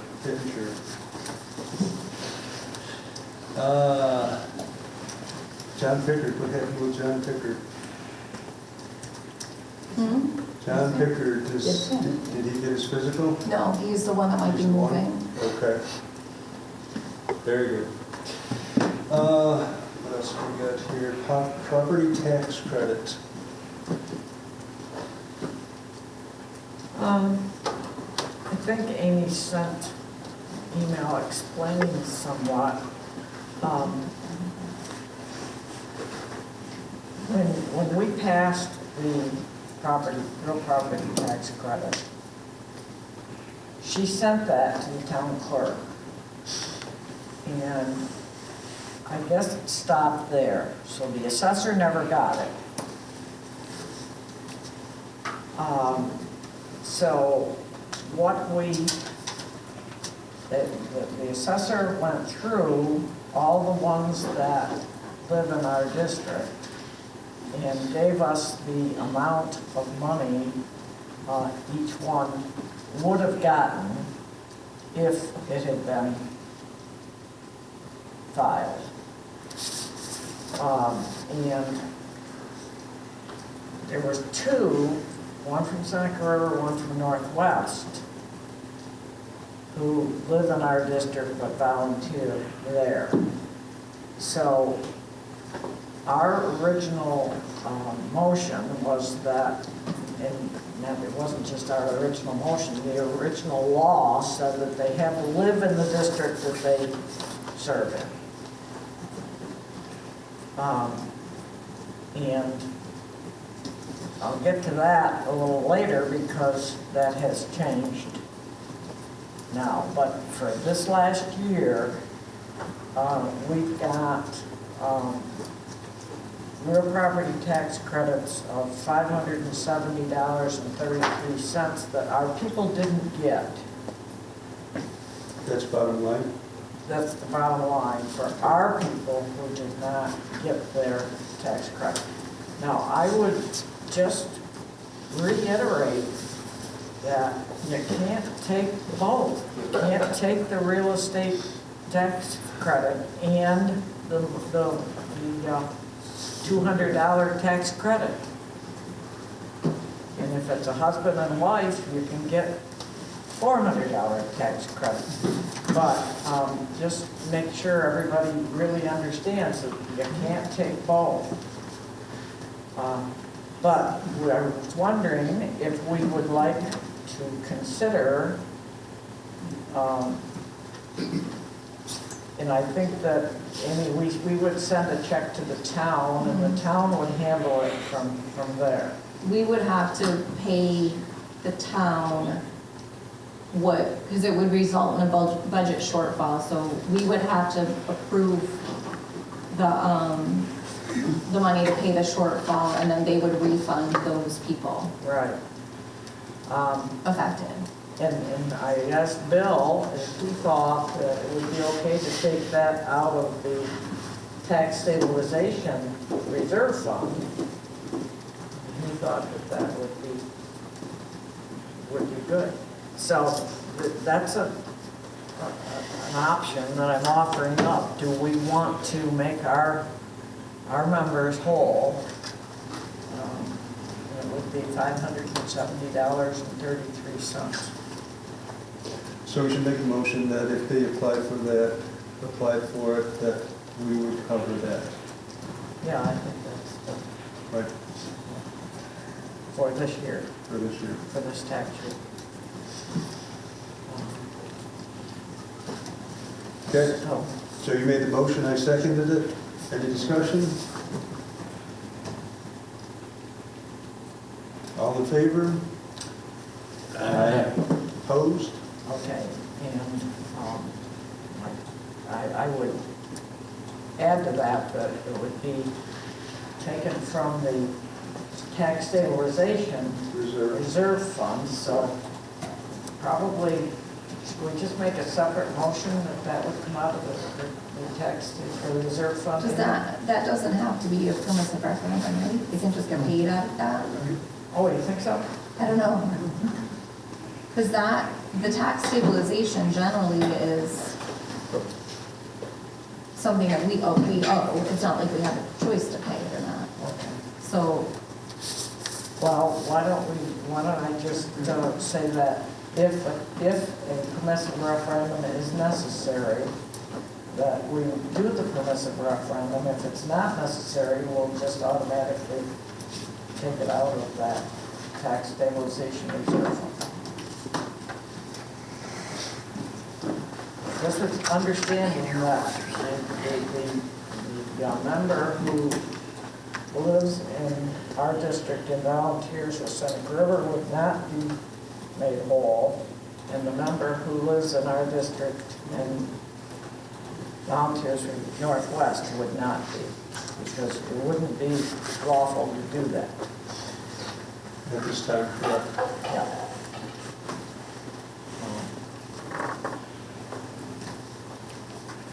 Okay. Just voted on, we approved it, it was all set. We did vote on it? Yes, we did. Okay, so let me go to the next issue. The next issue is that the governor did sign a law saying that you can get the real property tax credit if you volunteer in a department, a neighboring department. But we didn't include that in our resolution to provide for the real property tax credit. I spoke to Joe Frank recently, and he said that if we want to do that in the future, we need to amend our resolution.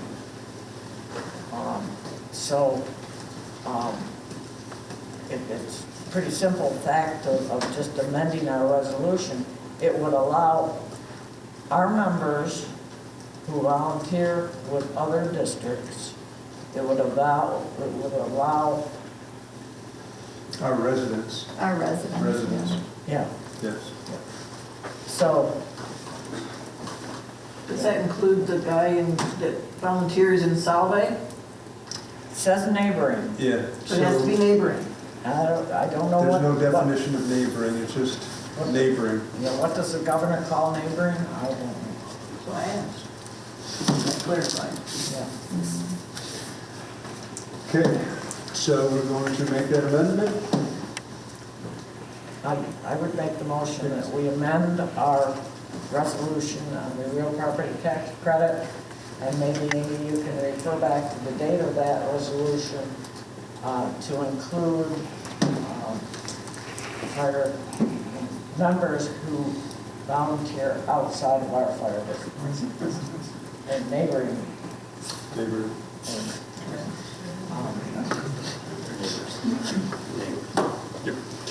All right, I'll second it. Any further discussion? All in favor? Aye. Opposed? So carried. But this is not going to help those two members that were excluded from this year. All right, online store. I'm going to open up the conversation on that. So for quite some time, we've talked about standardization, several areas in the department. With the line officers, the career staff, and a couple other volunteer members, we've been talking about standardization of uniforming and how to have access to that uniforming. We've discussed at length, and Amy was able to get some resources to look to an online store. So essentially, it is a hosted store. We determine what goes in there, held by a company that provides uniforms. And we work with that company. They set up a site for us underneath their umbrella, and we determine what products go in there. Basically, we determine what uniforms are available to our members. The career staff, it would open up the ability for them to spend their stipend there, or Lewis is there right now, so it wouldn't force them into that, right? They would have both options.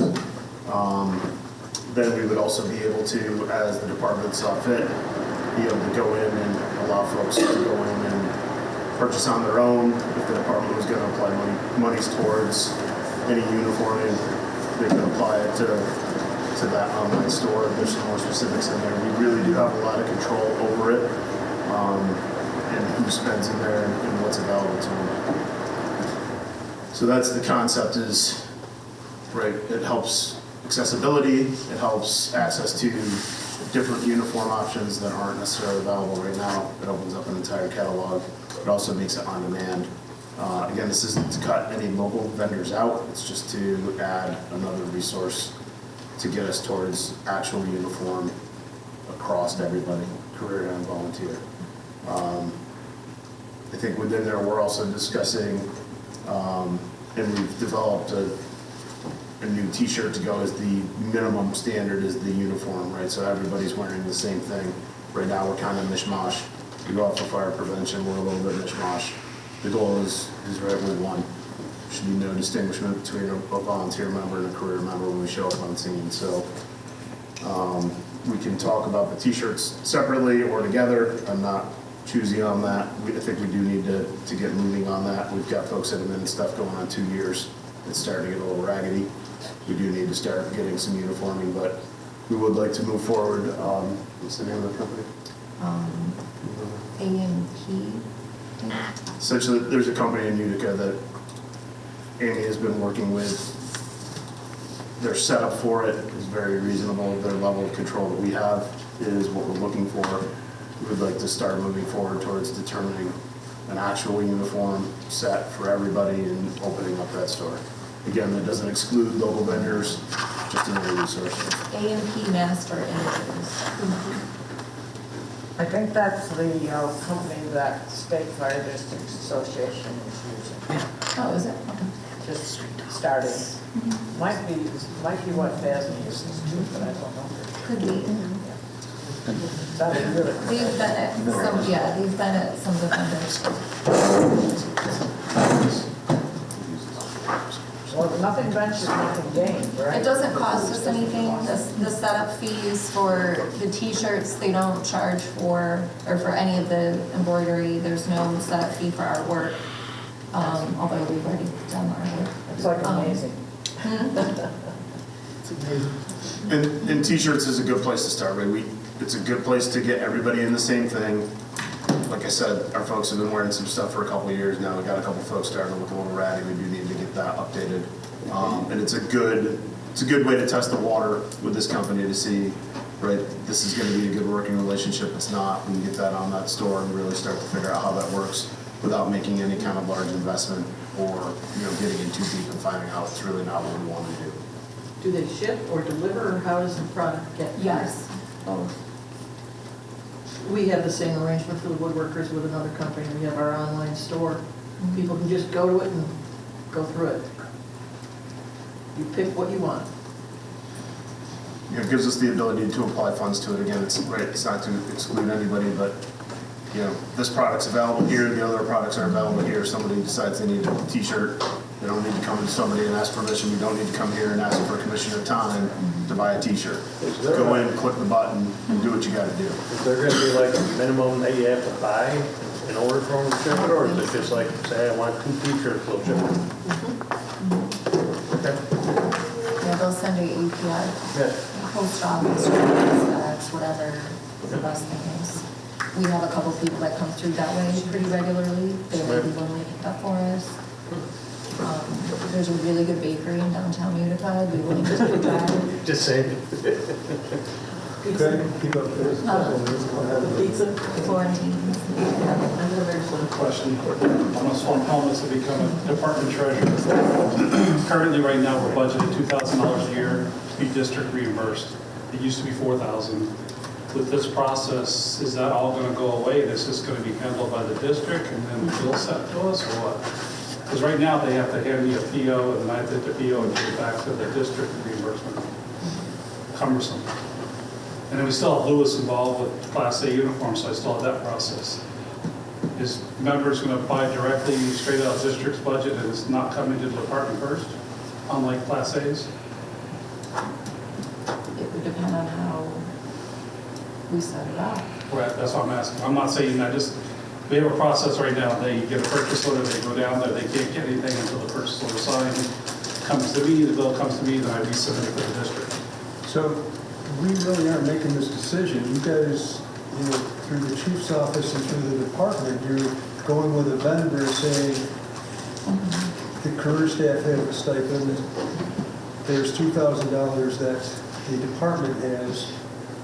How you worked it out is really your choice. And they do have dress uniform stuff, but that's something that the department officers need to look at. Does it meet your needs? Is it what you're going to use, or are you still going to be sending people to Lewis? Because if they have to be fitted for a dress uniform, how's that gonna work? Are we gonna wanna have people drive to Utica, or are they gonna go to Lewis, because that's closer, it's easier? That Mark and I talked about it a little bit, that we need to sit down with them and see what they can and can't do for us, and then figure out those parameters. Right, and that's like some guidelines to it. Everybody ordered a job shirt and they get $3,200 with a charge. Now, they did it, now the department's gonna pay it, or we didn't vote on it Well, to that's- be paid, or we can say at the beginning of the year, we're gonna authorize up to $5,000 for uniforms in a year, see where it goes. I'm okay with that. You guys as the department would have to bring it to the body and Right. say, you know, if you go to the body and say, we're gonna spend so much, everybody's gonna get 2 t-shirts. We contact the online store, this is a list of people, they each get 2 t-shirts. Anything after that, they're responsible to pay. So we have to work that out with the vendor. But can people just blindly go and spend money without it being approved by the department or the district? No, we have to set that up with the online store. And then I set the policy of how much is gonna be reimbursed, the other one alone, so this is for class. So it's gonna be, you know, the department decides to use 2% money to buy job shirts for everybody, then we have to send them the information, this is the job shirt, this is how much was approved or how many people were approved, then they can go and order their sizes for what they need. If somebody decides they don't want the job shirt, they don't get the job shirt. But we have to set up those parameters, but is it gonna be an unlimited amount of money? No, but we need to figure out, like between myself, the chief's office, somebody from the executive board, sit down with this vendor and figure out how it's gonna work. Is my thought. Because I've only We're talked to not really them. making the decision, this is, you know, something you're working on. But I can't blindly set something up without the okay to set it up. So that's why I'm bringing it to you. So it needs to be worked out. Obviously, there's a lot more work involved in it to figure out the logistics of it. The concept. Yeah. So exactly, it's just. But if everybody's good with the concept, then we can work that part out and get everything set up that we need to. Okay. Sounds good. Sounds good. What else have we got? A few weeks ago, I sent out an email to the other commissioners suggesting that we purchase the book of search that Chief Gleason had recommended. And I got a couple of answers, but I didn't get, I didn't know whether it was okay to go ahead and order these or not. So, you know, it's in limbo right now. I think we said yes, go ahead with it. Okay. Are these something the chief's ordering, or you're ordering? It would be, I think that's the confusion. I missed the beginning of this, I'm not sure what topic we're on here. The book of search. Did you want 2 books on rescue Oh, I search? ordered them. They're in. They're on the desk. I guess there was the confusion why Kid ordered them. yes, so. There Good were, job. I Great think, job like with 3 or that. 4 people that responded and said, yes, get it, so I ordered Yes. it. Okay. Cool. Okay, very good.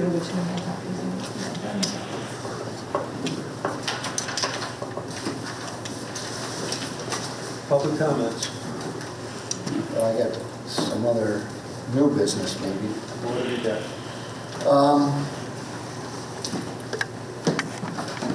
Kind of fell into, after our last long-term planning, with the new IM responding, we've got the alarm stats and everything. Just to keep everybody updated, I know Carol months ago asked why don't I have more stats.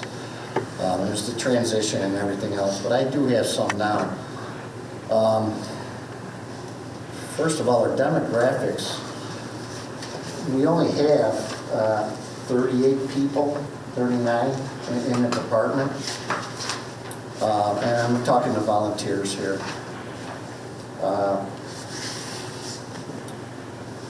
Our average age, well, of the 39 there, 12 of them are over 66 years old. Half of the department's over the age of 56, folks.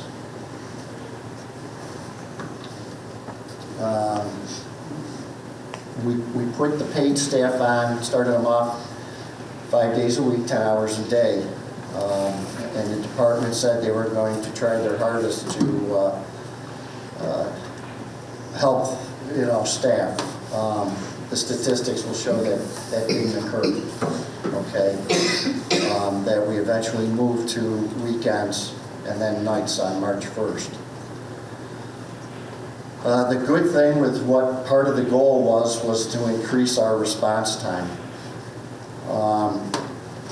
Even though a third or a quarter of the year we didn't have people here nights and weekends, our paid staff was able to get us out the door 2 minutes and 2 seconds.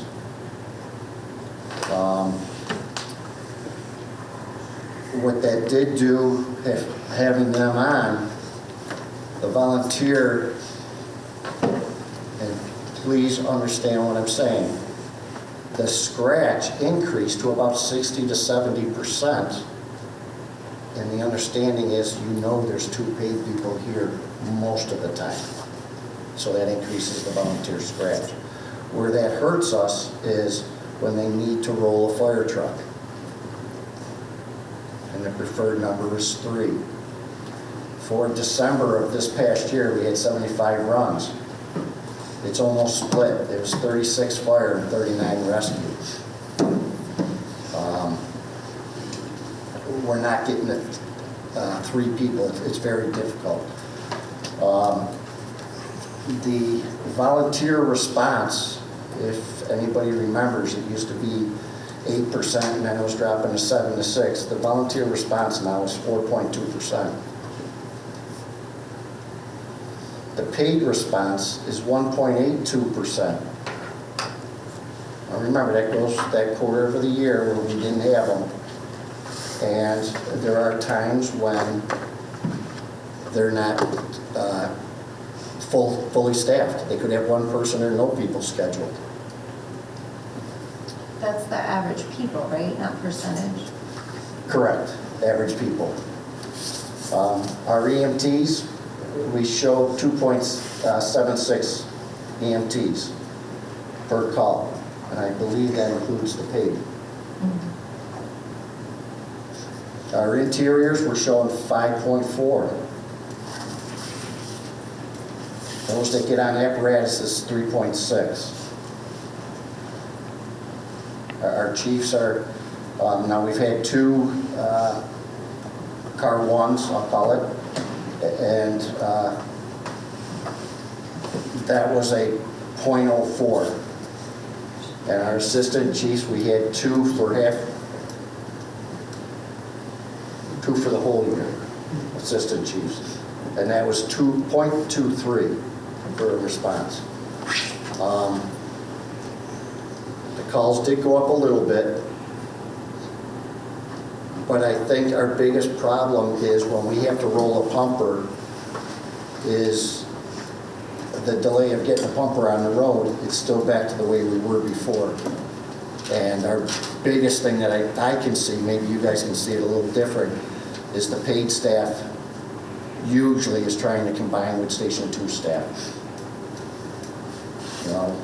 Whether the rig's leaving here and going to 2, or 2's coming this way if they're heading to Liverpool.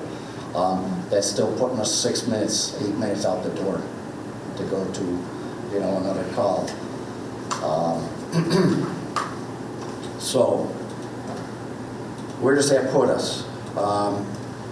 Without a doubt, when we went with 2 people, we violate the standards right there, but we didn't have the finances right up in the front. 3 people are the minimum. And we were able to, for a year and a half, just do it by 2. And sometimes we only have 1 on. And sometimes 1 person paid is taking the call. So we have the funding. I would like to recommend we increase our part-timers by 10 more. Have the board look at hiring 10 more to have the potential of a 3rd person on. I know we went through tonight this membership with duty crews, but the body promised us they were going to be here. Didn't happen. We still have the public out there, so I'd like to make a motion that the commissioners look at hiring 10 more part-timers.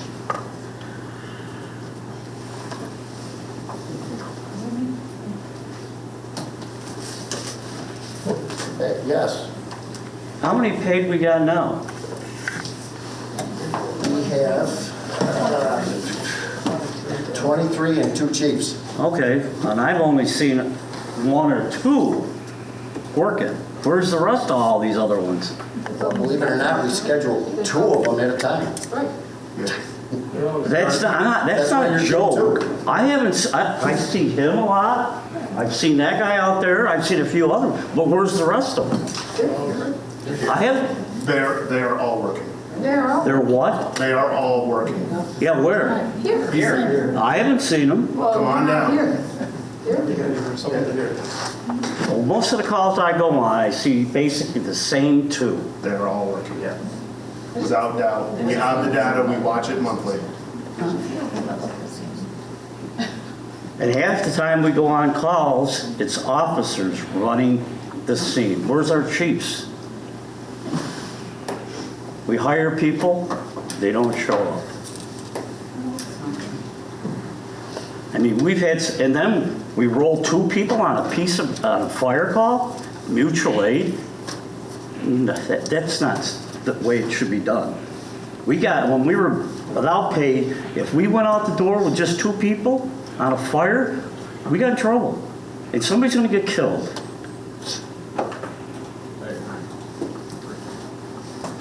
And as far as I'm concerned, you're driving the volunteers out of here. You don't care about us.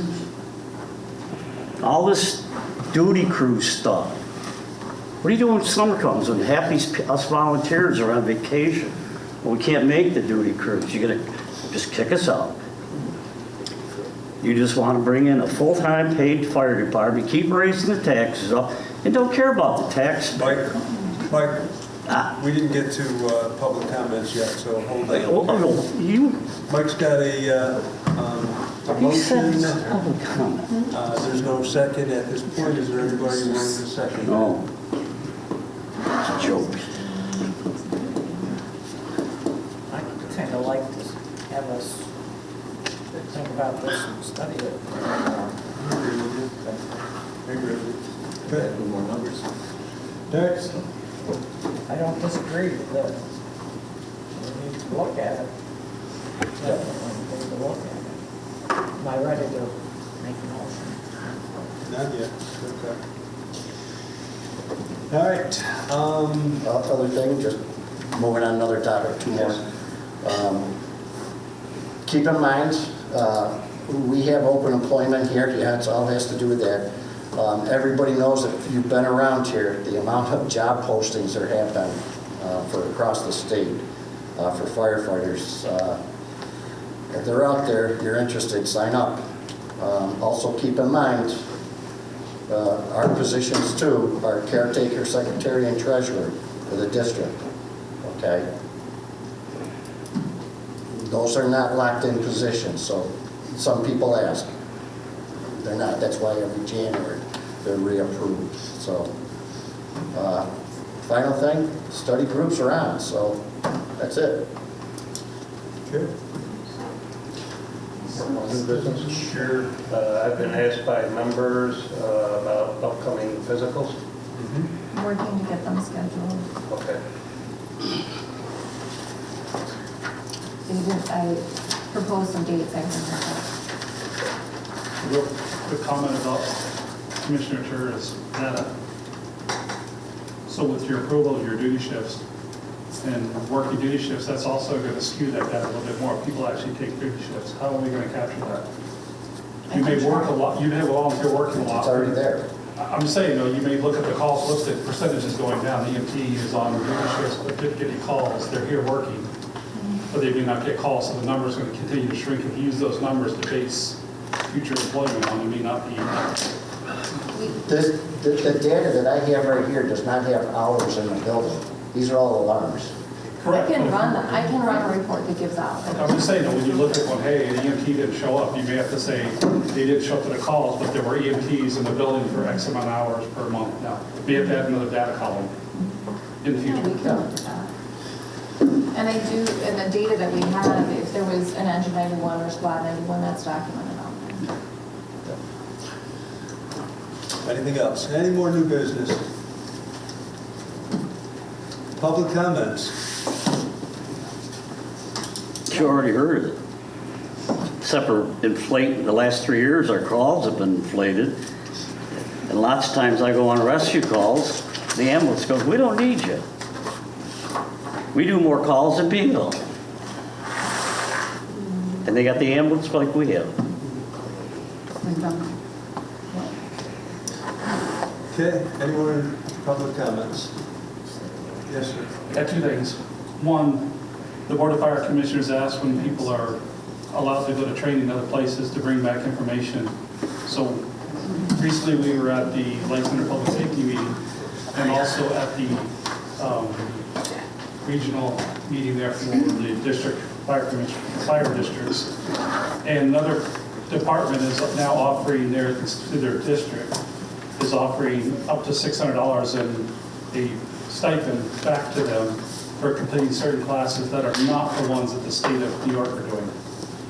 And so in your policies of people that are driver operators, you ask them to be either pump operators or take aerial or take other classes. These are some of the classes that this other district actually reimburses their members for taking. Just asking you guys to consider a stipend to different people that varies other than the BFO and IFO and officer series. Taking pump ops, taking aerial ops, taking those classes, and like I said, we can get the information from them. But they've already put it through, and anything that will help retain volunteers and give them some of their money back. You just earlier talked about taxes to be reimbursed to people here. Another choice. It's allowed up to $600, I think, by the state of New York. Something to consider. It's on deck. That program has been budgeted for this year, it just hasn't been paid.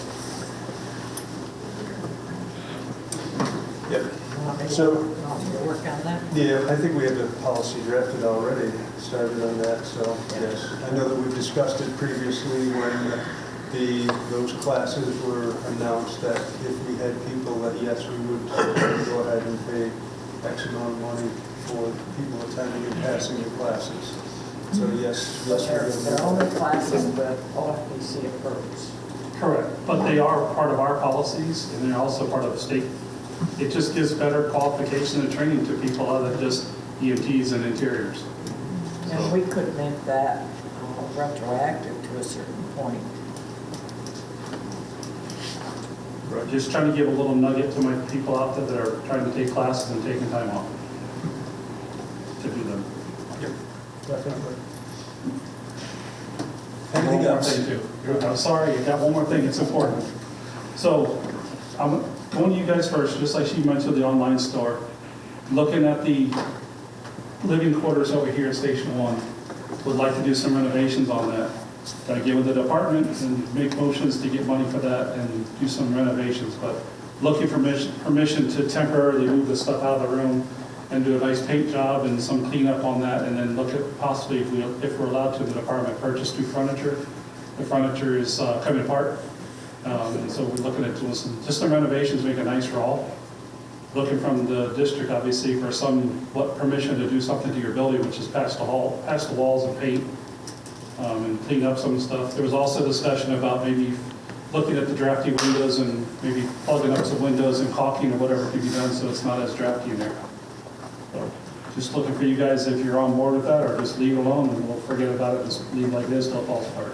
You know what you guys want to do. We have people that are professional painters in this room that love to paint. You have to work. Really? Chief Fruit. So we did the room with Chief Fruit already. The living quarters, Chief Fruit and I did, and I said Lynn and Mike are over here. They did the paint in the other room, so it needs to be done. It looks bad, and it gets used 24/7. Okay. And if possible, we're gonna have lots more people do shifts or anything else. Yeah. Yeah, you can work with building maintenance. I'm sure that we'd be more than happy to purchase the paint for you and necessary supplies. Okay? Thank you. You're welcome.